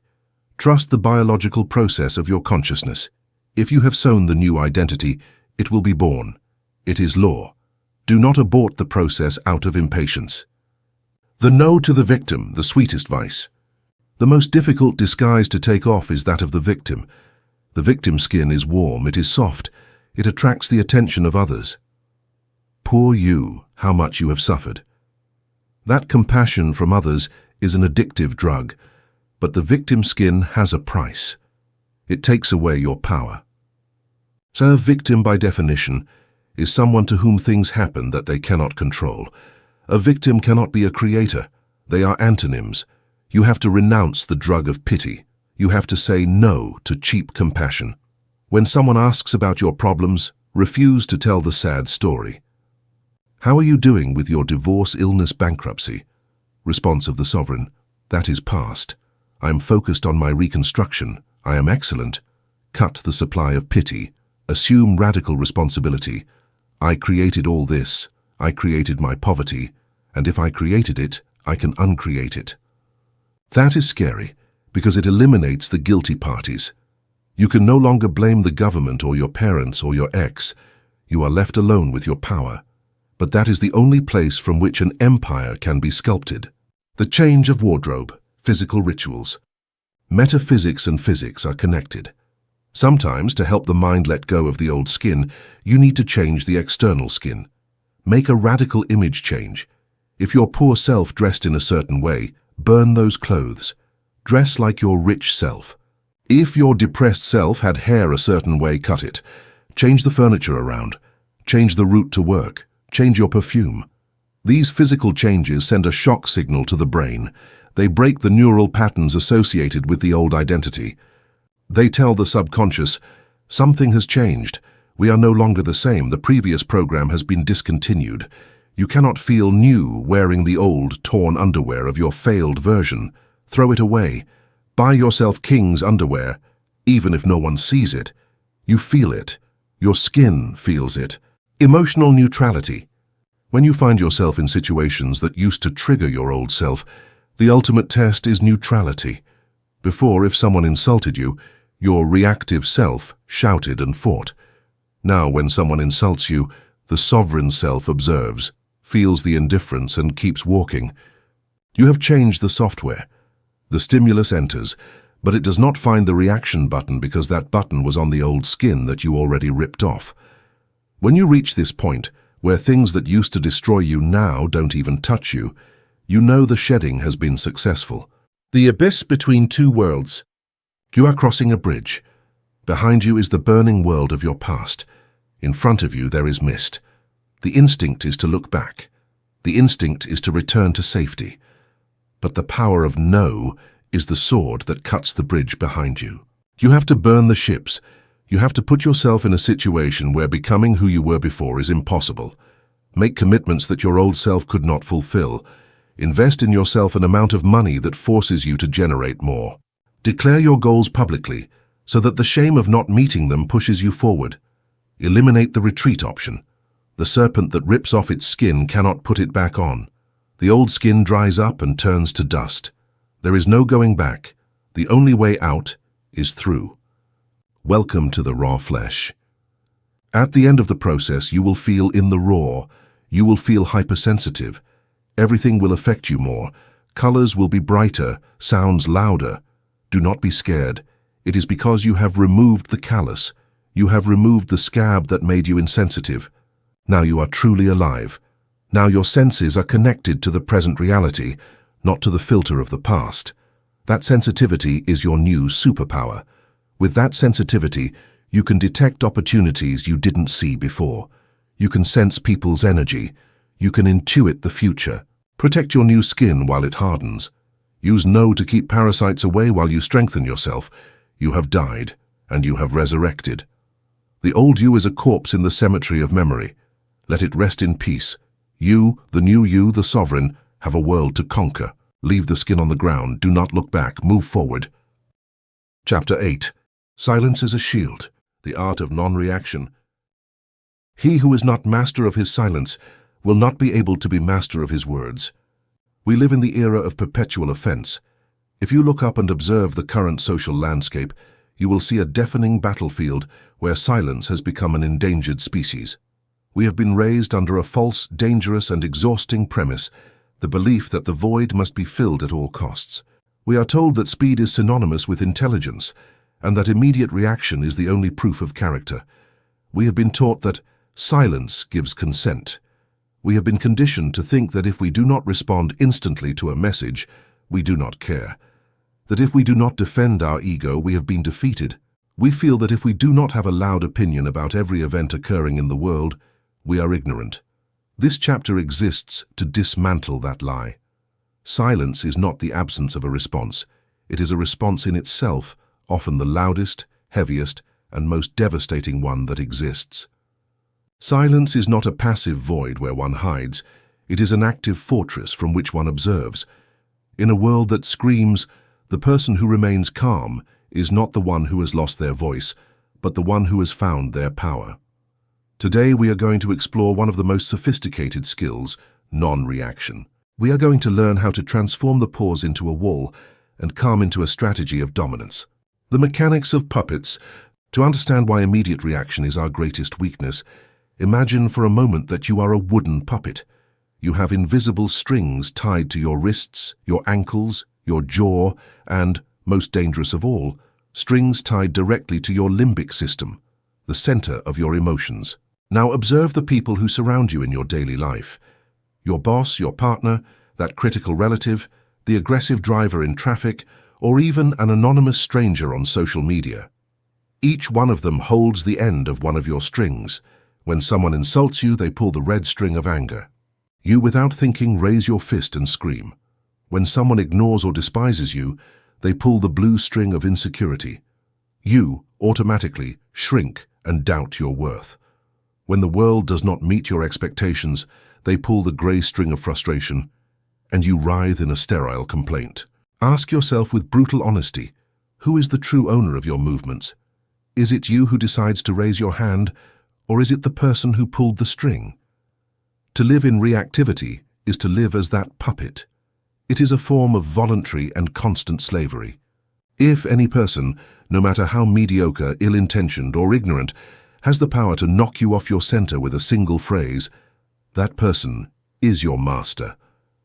They have conquered your inner territory without firing a single arrow, using only words or attitudes. They have colonized your mind. Most of humanity lives in this autopilot state. The cycle is stimulus, reaction. There is no filter, there is no consciousness. It is a primitive biological mechanism designed for survival in the jungle, where the snap of a branch meant run or fight. But in modern human relationships, this mechanism is our ruin. To react impulsively is to surrender your vital energy to those who do not deserve it. It is to validate the importance of the attack. If someone throws a verbal stone at you and you throw yourself to the ground crying, or throw it back with fury, you have confirmed two things. First, that the stone has wounded you. Second, you confirm that the aggressor has good aim. You have completed the cycle they initiated. But what happens if the stone flies toward you and you remain motionless, like a granite mountain before the wind? The stone passes by, it hits the air, it falls to the ground without force. The aggressor is left alone, with their arm extended, their intention frustrated, and their own energy wasted. Silence breaks the game. The sacred space of freedom. Viktor Frankl, a psychiatrist and survivor of the horror of Nazi concentration camps, discovered a fundamental truth in the midst of absolute suffering. He wrote, "Between stimulus and response, there is a space. In that space lies our freedom and our power to choose our response. In our response lies our growth and our freedom." The entire secret of personal mastery, everything we are trying to achieve in this book, resides in finding, inhabiting, and widening that small space. Non-reaction is not synonymous with insensitivity. I'm not asking you to become an emotionless psychopath or a stone statue. On the contrary, the practice requires extreme sensitivity and full awareness. It means that you feel the anger rising through your stomach when you are disrespected. You feel the heat in your face. You feel the injustice burning in your chest. All of that is human, and to deny it would be to repress it. The difference lies in what you do with that energy. The reactive person allows that nuclear energy to shoot out of their mouth in the form of an insult or impulsive action. The conscious person stops it in that space. You observe it, you breathe, and you decide. In that microsecond of conscious silence, you retake the throne of your own mind. Think of it in terms of elementary physics. Fire needs oxygen to burn. Drama, conflict, and provocation need your reaction to survive. Your attention is the oxygen. Your emotional response is the gasoline. If someone tries to start a war with you, and you respond with a calm silence, with a serene and analytical gaze, you are taking away their oxygen. The fire suffocates. It cannot survive in a vacuum. The parable of the empty boat. To illustrate the stupidity of impulsive reaction, let us turn to an ancient Taoist parable attributed to Chuang Tzu. Imagine you are crossing a river in a small boat. It is a misty day. Suddenly, you see another boat coming directly toward you, moving fast against the current. At first you get upset and shout, "Hey, watch out, veer away!" But the boat keeps approaching, relentless. Your annoyance quickly turns to anger. You stand up, wave your arms, and begin to curse the incompetent boatman who dares to interrupt your peace. "You moron! Are you blind? The boat finally crashes into yours with a dull thud. You are furious, ready to jump and fight the one responsible. But when you look inside the other vessel, you realize it is empty. There is no one rowing. It is an old boat that broke loose from its mooring upstream, and the current dragged it to you. In that exact instant, your anger evaporates. It disappears. You cannot be angry with an empty boat. It would be absurd to scream at wood. You feel foolish for having wasted so much emotional energy. You simply push the boat gently so it continues its way, and you continue yours. Here is the great revelation. Most of the people who offend you are empty boats. That driver who screams at you, that envious coworker who talks behind your back, that troll on the internet, even though they have a face and a name, at the moment of the attack, they are not acting from their higher consciousness. They are drifting boats, dragged by the current of their own traumas, their bad day, their painful childhood, their unresolved fears, their chronic unhappiness. They crash into you simply because you are in their way, not because you are the real target. The ego tells you that everything is personal. The ego screams at you, "They are doing this to me." But the wisdom of silence tells you, "This has nothing to do with me. It is just the noise of their own shipwreck." If you understand this, reaction becomes unnecessary. Non-reaction is born from the deep understanding that the poison the other spits is within them. It is the poison the other carries inside, and from which they cannot free themselves. You decide whether to drink it or leave it in the air. The architecture of silence. Once the theory is understood, we must move to practice. Philosophy is beautiful, but we need armor for the daily battle. How do you build this shield of silence in real life, at the office, at family dinner, or in a face-to-face confrontation? There are 3 types of defensive silences you can use. The silence of evaluation, the scientist's gaze. This is the antidote to loaded questions, impertinence, or attempts at public ridicule. When someone throws a passive-aggressive comment at you, "Wow, you finally decided to join us," the visceral instinct is to justify yourself, defend yourself, or counterattack. Do not do it. Stop. Apply the 4-second rule. Look the person directly in the eyes, not with hate, not with fury, but with a clinical curiosity, like a scientist observing a strange insect under a microscope. Maintain eye contact and say absolutely nothing for 4 full seconds.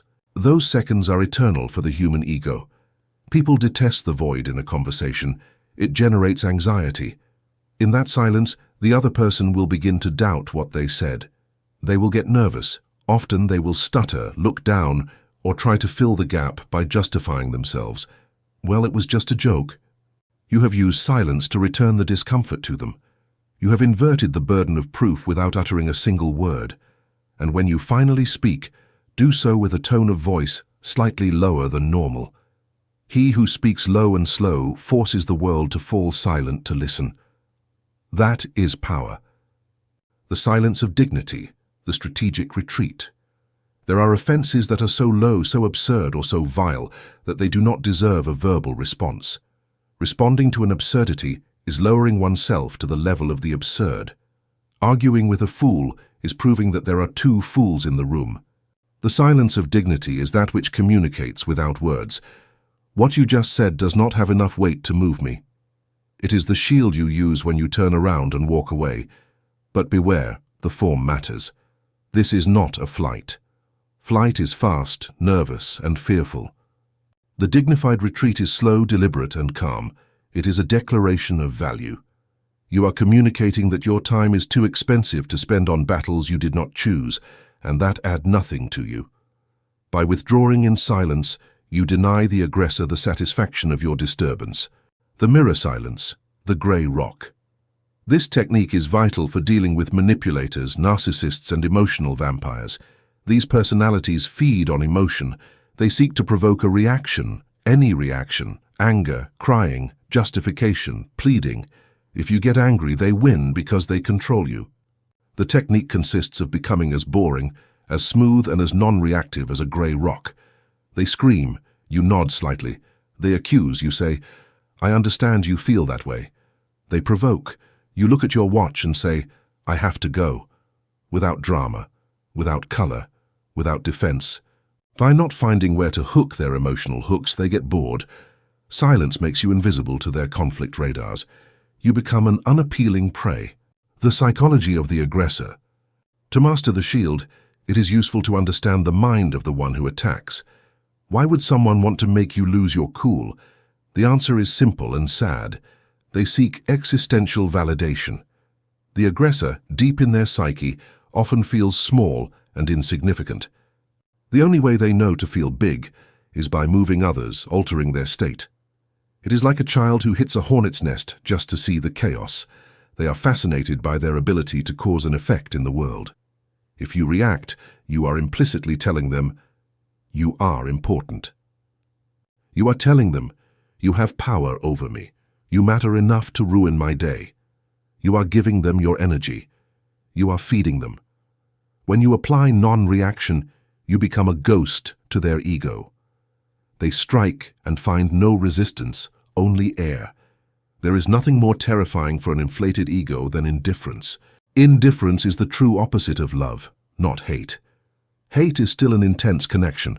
To hate someone is to give them rent-free space in your head.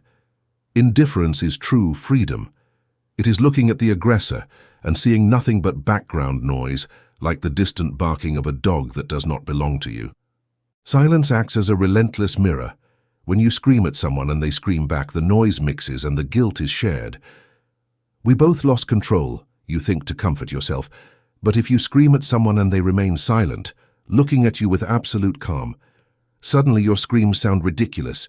The silence of the other highlights your own madness. You are left alone with your shame. That is the power of the shield, letting the aggressor face themselves. The internal battle, the detached observer. So until now we have talked about how to act outwardly, but the bloodiest battle occurs inside, behind your eyes. How do you manage not to react when your whole body trembles with adrenaline? How do you keep your mouth closed when your mind has drafted the perfect burning insult? Here enters the practice of the detached observer. I want you to visualize this the next time you feel anger. Imagine that your life is a movie being projected on a giant cinema screen. You are sitting in the last row of the theater, in the dark, comfortable, and safe. On the screen, you see a character named you. You see someone insult that character. You see the character turn red, their hands sweat, and they grit their teeth. You, from the theater seat, can see the scene with distance. You can say, wow, the character on the screen is really upset. That distance, that separation between the I who observes and the I who feels, is the key to emotional mastery. You are not your anger. You are not your fear. You are not your frustration. Those are temporary clouds passing through the sky of your consciousness. You are the sky. The sky does not get angry with the storm. It simply contains it, lets it be, and waits for it to pass. And it always passes. No storm is eternal. When you feel the impulse to react, activate the observer. Change your internal dialogue. Instead of I am furious, think I am experiencing a sensation of fury. Note the linguistic difference. By saying I am furious, you identify with the emotion, you become it. By saying I am experiencing a sensation, you separate it from you. You turn it into an object that you can examine instead of an order that you must blindly obey. The digital battlefield. We cannot close this chapter without addressing the modern Colosseum where most battles are lost today. The digital world. Never in the history of humanity has it been so easy to get offended, and never has it been so easy to react. We carry in our pockets devices designed to provoke our emotions. Social networks are reaction machines. They are algorithmically designed to outrage you, because outrage generates clicks, clicks generate time spent, and time generates money. Silence as a shield. In the digital world is a modern superpower. It is the ability to read a comment and keep scrolling. It is the ability to see news designed to scare you and choose not to share it. It is the ability to receive a provocative message on WhatsApp and leave the phone on the table, go prepare a coffee, and respond 2 hours later, or never. Your attention is the most valuable currency of the century. Corporations, politicians, and provocateurs compete for it like sharks. They want you to react. They want your comment, your fury, your validation. When you choose not to react, you are committing an act of revolutionary rebellion. You are protecting your heritage and your peace. Finally, There is a hidden benefit to silence that is rarely mentioned in self-help books, but is fundamental in the laws of power: mystery. In a world where everyone tells everything, where intimacy has become public and opinions are given away by screaming, the reserved person becomes magnetic. The power of mystery. When you react to everything, you are predictable. You are an open book written in large, simple letters. Anyone knows which buttons to press to get which response from you. You are manipulable. You are boring. But when you are silent, when you observe more than you speak, you become unpredictable. No one knows what you are really thinking. No one knows what your next move will be. No one knows if you are planning a strategy or if you simply do not care. And in that uncertainty, the opponent becomes cautious. Silence makes you seem larger, smarter, and more dangerous than you perhaps are. It is the strategy of the sleeping tiger. A tiger does not need to roar constantly to remind the jungle that it is a predator. Its silence is more intimidating than the constant barking of a small dog. People respect more the one who could be dangerous but chooses to be kind. Your silence communicates that latent strength. Chapter 9. Immunity to Opinion. The Deaf Mirror. It's not what you look at that matters, it's what you see. Henry Thoreau. There is a prison that has no walls, no bars, and no armed guards.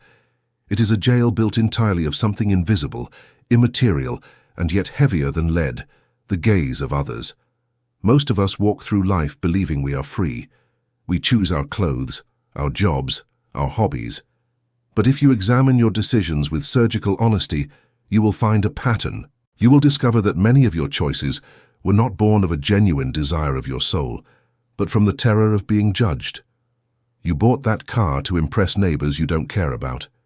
You silenced your true opinion at that dinner to avoid discomforting relatives who don't respect you.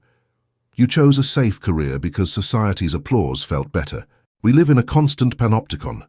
We behave like actors on a lit stage, performing for an audience we imagine to be critical, attentive, and ruthless.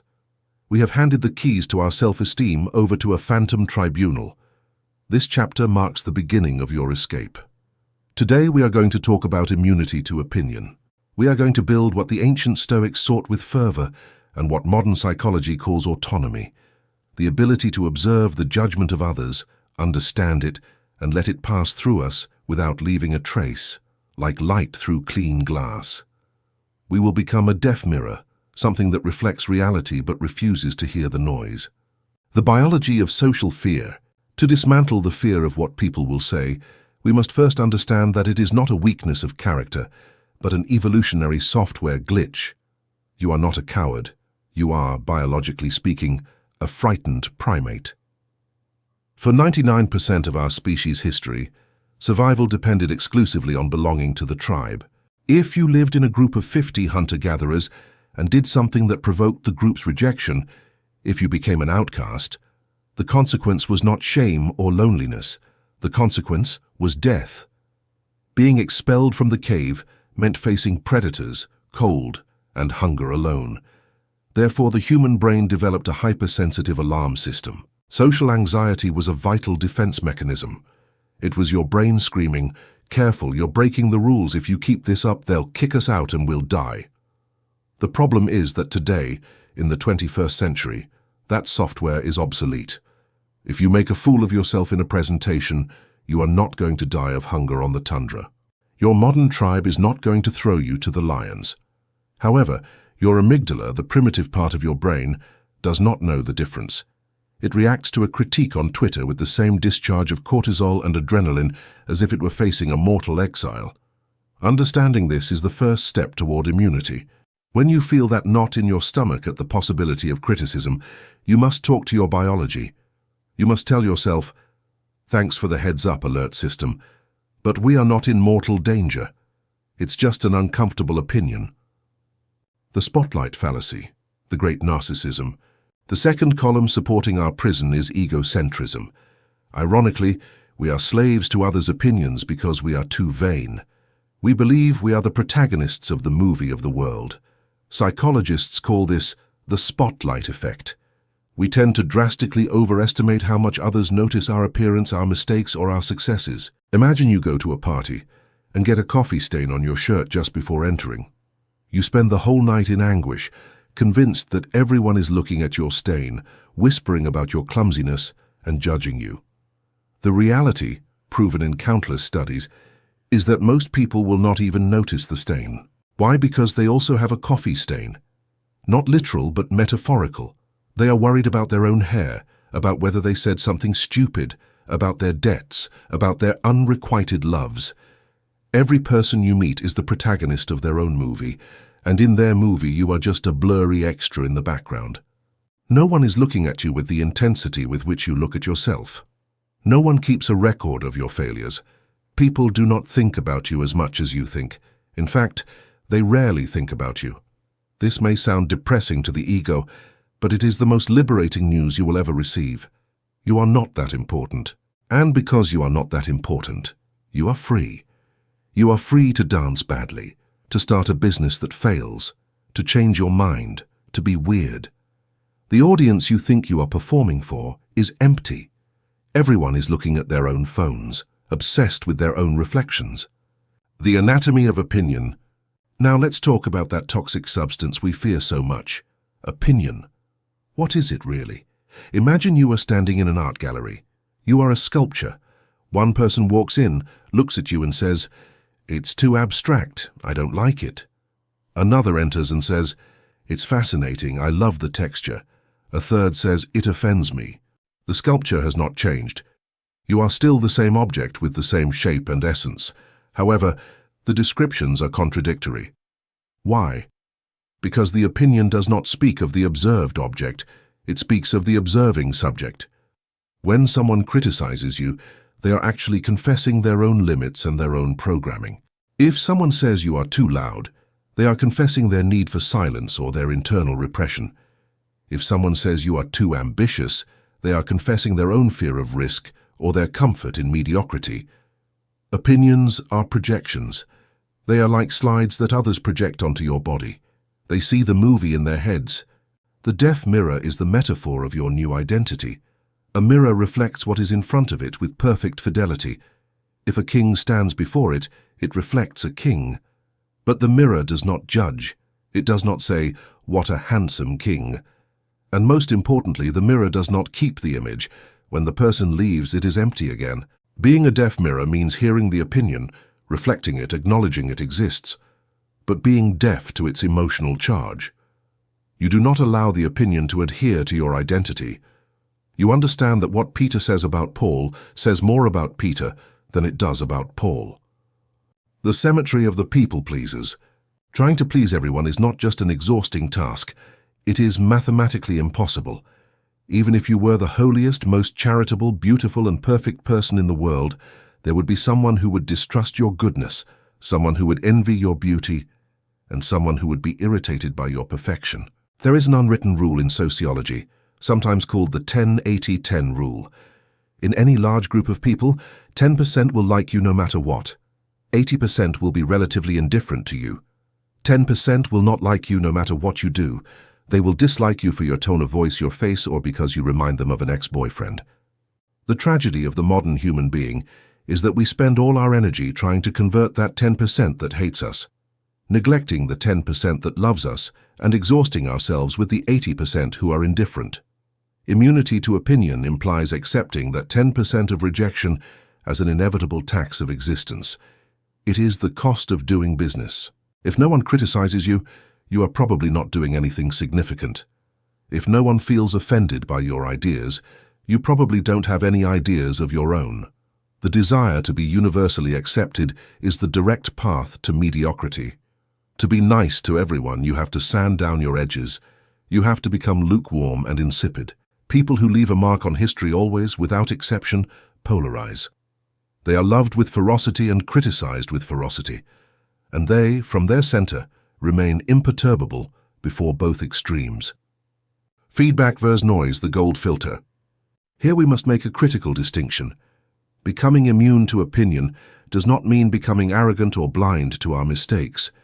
There is a vast difference between feedback, constructive feedback, and noise, empty opinion. The deaf mirror does not reject useful information. On the contrary, it seeks it. but it uses a rigorous filter to separate the gold from the trash. How do you distinguish a valuable critique from a gratuitous attack? You must ask yourself 3 questions about the person issuing the judgment. Does this person have demonstrated competence in what they are criticizing? Does this person want my well-being? And finally, is this person in the arena? This last one is the most important. Theodore Roosevelt expressed it better than anyone in his famous "The Man in the Arena" speech. It is not the critic who counts. The credit belongs to the man who is actually in the arena, whose face is marred by dust, sweat, and blood. Never accept constructive advice from someone who has built nothing. Never accept criticism about risk from someone who has never risked. Most opinions come from spectators in the stands, people observing life from behind the safety barrier. Their shouts are irrelevant. Only listen to the other gladiators, the inner scorecard. Warren Buffett attributes his mental stability to a concept he learned from his father: the difference between the external scorecard and the inner scorecard. The external scorecard is living seeking the world's validation. What do they think of me? The inner scorecard is living according to your own standards. Did I do my best? Buffett poses a brutal question to discover which card you use. Would you rather be the best lover in the world, but have everyone think you're the worst, or be the worst lover in the world, but have everyone think you're the best? If you choose the second option, you live by the external card. You live for the image, not the reality. The deaf mirror operates exclusively with the inner card. It defines its own criteria for success and failure. When your judge is internal, you are untouchable. If the world applauds but you know you did mediocre work, the applause doesn't intoxicate you. If the world boos but you know you did right, the booing doesn't hurt you. Strategies to build the mirror. How do we move from theory to practice? How do we toughen the skin without hardening the heart? Here are 3 exercises. 1. Ridicule exposure therapy. If you are afraid of social judgment, you must expose yourself to it deliberately. Wear different colored socks. Ask for a discount in a store where haggling isn't done. Lie on the ground in a public place for 10 seconds and then get up as if nothing happened.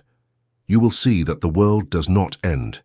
Every time you survive a small embarrassment, your brain recalibrates its alarm. Ah, this is not fatal. I can handle it. 2. The deathbed question. The perspective of death is the universal solvent of nonsense. Imagine you are on your last day of life, 90 years old. Do you think you will care what Garcia from accounting thought of your project in 2025? The only thing that will weigh on you is what you did not do out of fear of them. Use death as a counselor. Your dying self will always say, do it. None of this matters that much. The validation fast. We live addicted to the dopamine of digital approval. Try creating something and not sharing it. Write a brilliant text and keep it in a drawer. Take an incredible trip and do not upload a single photo to Instagram. Learn to enjoy the experience for the experience itself, not for the documentation of it. Conclusion: the price of freedom. Becoming a deaf mirror has a price. At first you may feel loneliness. When you stop performing for the gallery, some friends who only wanted the actor will leave. When you stop seeking to please, people accustomed to your submission will get angry. They will call you selfish, cold, or arrogant. Let them. It is the sound of chains breaking.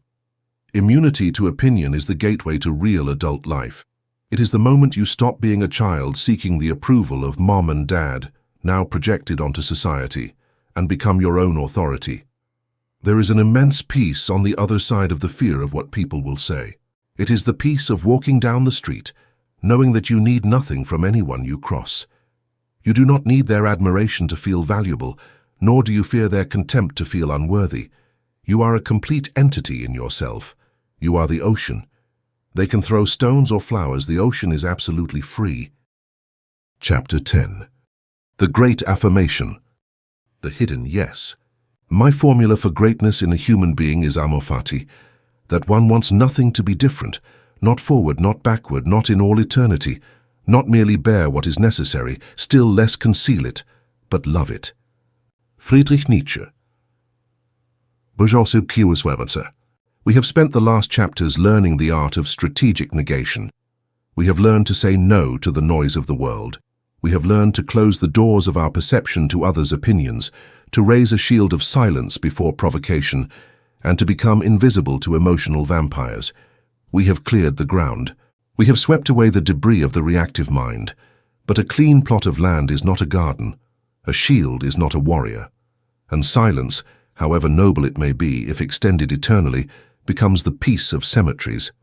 We did not come to this world simply to protect ourselves from it. We did not come only not to suffer or not to react. That is the goal of a stone, not a human being. We came to live, to burn, to build, and to leave a scar on history.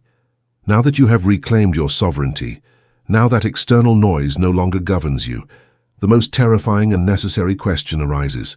What are you going to do with this silence you have conquered? It is the moment for the great affirmation. It is the moment to discover the hidden yes that lives behind every no worth saying. Because ultimately, the only reason to say no to the trivial is to be able to say a thundering yes to the essential. Today we are going to talk about how to embrace the totality of existence, the pain, the joy, fate, shadow, and light, and use it as fuel for your own legend. The disease of resistance. To understand the great affirmation, we must first diagnose the disease eating away at the modern soul: existential resentment. Observe most people. They live in a state of constant and exhausting struggle against reality. If it rains, they get angry because it rains. If there is traffic, they curse the traffic. If their partner is not perfect, they lament their luck. If the past was painful, they live chained to it, wishing it had been different. This attitude is a form of practical atheism, not in the religious sense, but in the vital sense. It is the arrogant belief that the universe has made a mistake. It is the ego screaming, "This shouldn't be happening, I deserve something better, reality is wrong." Human suffering, for the most part, does not come from facts, but from our resistance to facts. Pain is inevitable. You stub your toe, you lose a job, someone dies. Suffering is optional. Resistance is like trying to swim against the current of a powerful river. You spend all your energy, you exhaust yourself, you drown, and yet the river drags you along anyway. The great affirmation is the act of turning your body, stopping the swim against the current, and using the river's strength to propel you. The resentful person lives in the no. Their life is a silent protest, and that protest poisons them. Resentment is drinking poison and waiting for the other person to die. The great affirmation is the antidote. Tarsner radical acceptance versus resignation. Here we must make a surgical distinction, because this is where most spiritual seekers get lost. They confuse acceptance with resignation. They are two opposing forces that, on the surface, look alike. Resignation is passive. It is weakness. It is saying, "Well, my life is a disaster, I'll just wait for death." Resignation is an emotional corpse. It is the abandonment of the will. Radical acceptance, or the great affirmation, is active. It is pure fire. It is saying, "This is my exact situation. I am bankrupt. I am alone. These are the raw, cold, hard facts. I do not deny them. I do not sugarcoat them. I accept them as my starting point. And from here, with these exact materials, I am going to build my empire." Imagine you are an architect. You arrive at the land where you're going to build and discover it is swampy, sloped, and rocky. The resigned architect says, "It is impossible to build here, I give up." The delusional architect, the toxic optimist, says, "I don't see rocks, I see flowers," and builds a house that will collapse. The architect of the great affirmation says, "The ground is rock and swamp. Perfect. I will use the rock for the foundations and the swamp to create a drainage system that feeds an artificial lake." The great affirmation does not deny the problem. It alchemizes it. It integrates the obstacle into the plan. It transforms shit into fertilizer. To change your life, you must first say yes to your life exactly as it is right now. You cannot heal a wound you refuse to look at. The yes is the first step of transformation. Thirst amor fati, the fire of Nietzsche.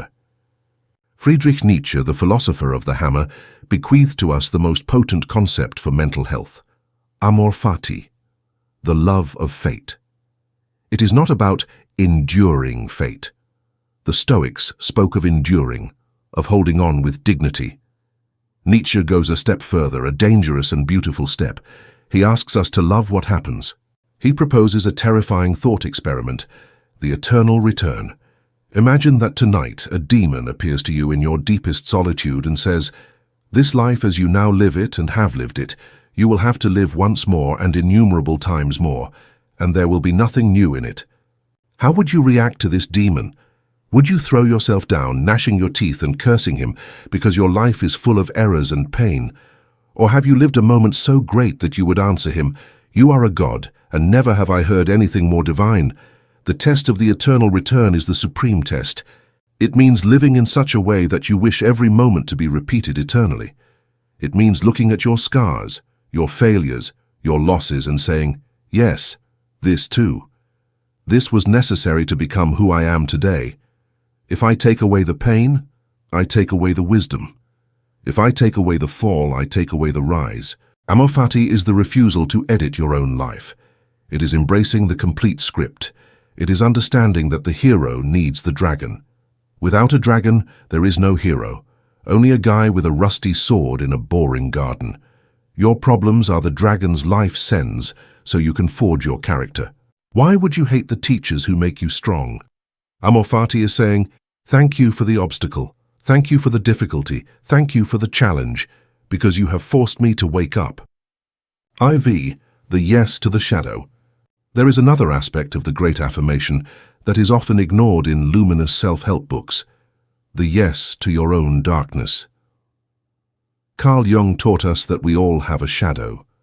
The shadow contains everything society told us was bad: our aggression, raw sexuality, selfishness, and ambition for power. We spend half our lives repressing the shadow, trying to be good boys and good girls, smiling when we want to scream, being complacent when we want to dominate. But a person who denies their shadow is not a good person. They are a harmless person, and a harmless person has no virtue because they have no choice. A rabbit is not virtuous for not eating the wolf. It is simply weak. The great affirmation implies looking inside yourself, seeing the monster that inhabits your basement, and saying, "Yes, you are also me." It does not mean you should act like a monster. It means you must recognize that you have the fangs. When you accept your capacity for aggression, you can transform it into assertiveness, the ability to set boundaries, and the strength to protect your own. When you accept your ambition, you can transform it into creation, enterprise, and legacy. Integrating the shadow gives you weight. It gives you density. Presence is only held by those who have said yes to their totality. Those who do not waste energy hiding their dark parts, but have tamed them and put them at the service of their purpose. The hidden yes is the acceptance that you are a complete human being, light and dark, angel and beast. V, action as prayer. Up to now we have spoken of mental and emotional affirmation, but the most potent yes is not thought, it is done. Action is the supreme form of affirmation. When you get up at 5 in the morning to train while the rest of the world sleeps, you are saying yes to your body and your discipline. When you sit down to write that book despite the fear of failure, you are saying yes to your voice. Inaction is a no. Procrastination is a no. Eternal doubt is a no. The universe does not listen to what you say. It observes what you do. Your actions always vote for your identity. The great affirmation requires you to align your behavior with your will. It is the end of internal hypocrisy. It is understanding that every action you take is a message you send to reality. If you work hard, you tell reality, "I deserve results." If you take care of yourself, you tell reality, "I deserve health." If you respect yourself, you tell reality, "I deserve respect." And reality, although it sometimes takes time, always ends up responding to the strongest message. Vance, the art of metabolizing poison. What do we do when life brings us a real tragedy? Not a first-world problem, but an illness, a death, a devastating betrayal. This is where the great affirmation becomes an almost supernatural superpower. In nature, there are organisms capable of feeding on toxins. The great affirmation turns you into an alchemist of pain. Imagine that someone betrays you deeply. The path of no, resentment, leads to bitterness and cynicism. You have lost. The path of yes, affirmation, says, "This has happened. It hurts." But I am going to use this pain to learn to select people better. A year later, you are stronger, wiser, and more successful because of the betrayal, not in spite of it. You have metabolized the poison. You have turned it into medicine. That is the ultimate power. When you are able to say yes, even to the bad, you become invincible. Everything serves. Everything is fuel. Sevata, tragic joy. We reach the end of this concept with a paradoxical idea, joy. But not the naive joy of the child who does not know the world. I speak of tragic joy, the joy of the warrior. It is the smile of one who has seen the abyss, the cruelty of the world, and still decides to play the game with enthusiasm. It is the joy of Sisyphus, condemned to push a rock up a mountain for eternity, only to see it fall and have to start again. Albert Camus concluded, "One must imagine Sisyphus happy." Why happy? Because Sisyphus has accepted his fate. The rock is his. The effort is his. In that effort, he finds himself. The great affirmation leads you to that state. You stop expecting life to be easy. You stop expecting life to be just according to your childish terms. You accept that life is struggle, change, and loss. And in the midst of that storm, you decide to dance. You decide to love. You decide to laugh. I too. Not because you ignore the darkness, but in spite of it. That is the most challenging yes of all. It is the loud laugh in the face of the void. Fate. Instructions for daily affirmation. How do we live this tomorrow morning? Conscious awakening. Upon opening your eyes, say yes to the fact of existing. Accept the whole package. Reframing the obstacle. When the first problem arises, forbid the automatic complaint. Use the phrase, "This is what it is. What can I do with this?" Aggressive gratitude. Do not just thank the beautiful, thank the difficult. Thanking your enemy is the ultimate way to defeat them, because you steal their power to hurt you and turn them into your free personal trainer. Death as a counselor. Remember that this ends. The final great no awaits us all. In the face of that coming eternal silence, your life is a brief spark of light and noise. Are you going to spend your spark complaining that it doesn't shine enough? Or are you going to burn with such intensity that your light blinds the stars? To affirm life is to live with urgency. It is to work hard. Conclusion. The open door. We have come far, traveler. You have learned to be silent, to listen. You have learned not to react, to be master of yourself. You have learned to be immune to opinion, to be free. And now you have learned to say yes, to be alive. The great affirmation is the secret of the great figures of history. They did not have easy lives. They had terrible lives full of war and loss, but they never said no to their destiny. They took it with both hands, molded it, kissed it, and elevated it. Now it is your turn. The world is out there, imperfect and chaotic. Do not hide from it. Do not protect yourself so much that you forget to live it. Open the door, lower the drawbridge. Go out there and say yes. Say yes to risk.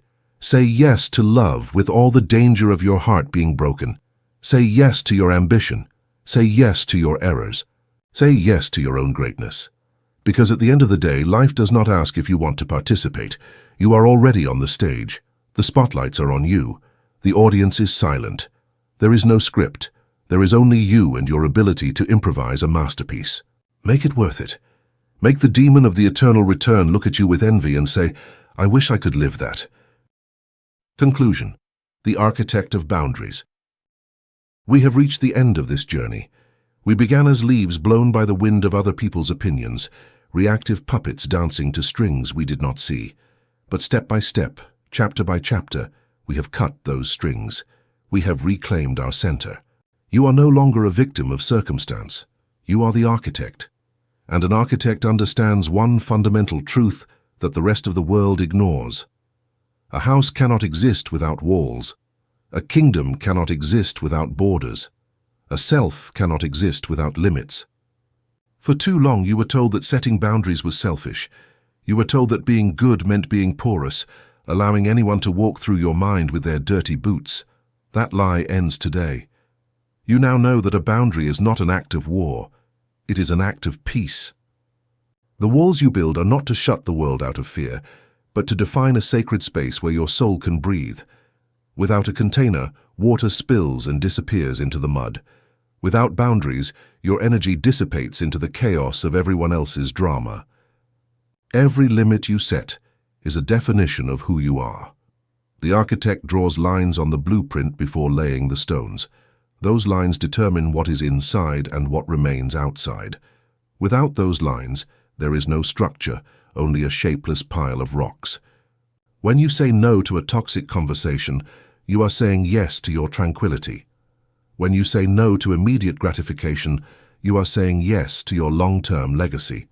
When you say no to the demands of the crowd, you are saying yes to the voice of your own destiny. The no is the chisel with which you carve the statue of your character from the rough stone of existence. It is the tool that separates the essential from the trivial. It is the guardian of your time, your focus, and your love. Remember the tools we have forged together in the fire of these pages. You hold the shield of silence, which protects you from the noise.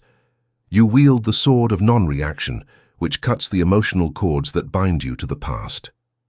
You possess the mirror of immunity, which reflects judgment back to its source, leaving you untouched. And finally, you burn with the great affirmation, the fire that warms the interior of the fortress you have built. Being the architect of boundaries means taking full responsibility. You decide what enters your temple. You decide which thoughts get fed and which ones starve to death. You decide who sits at your table and who stays outside the gate. This is not cruelty, this is sanctity. A temple with open doors for thieves and vandals is not a temple, it is a ruin. Your mind is the only sanctuary you will ever truly own. Treat it with the reverence it deserves. Do not apologize for closing the gate. The world will try to test your walls. Be prepared for this. They will push against your new resolve. They will demand the old, submissive you. They will try to make you feel guilty for changing. Let them. Stand firm in your doorway. Look them in the eye. Smile with the calmness of someone who holds the keys to their own life. Their anger is not your burden. Their disappointment is not your debt. You do not owe anyone an explanation for your sanity. You have moved from defense to creation. You are no longer just surviving the storm. You are building a shelter that the storm cannot touch. You are sovereign. You are free. The blueprint is in your hands. The materials are in your will. The ground is cleared and ready. Do not wait for permission. Do not wait for applause. Now, go and build a life that truly belongs to you.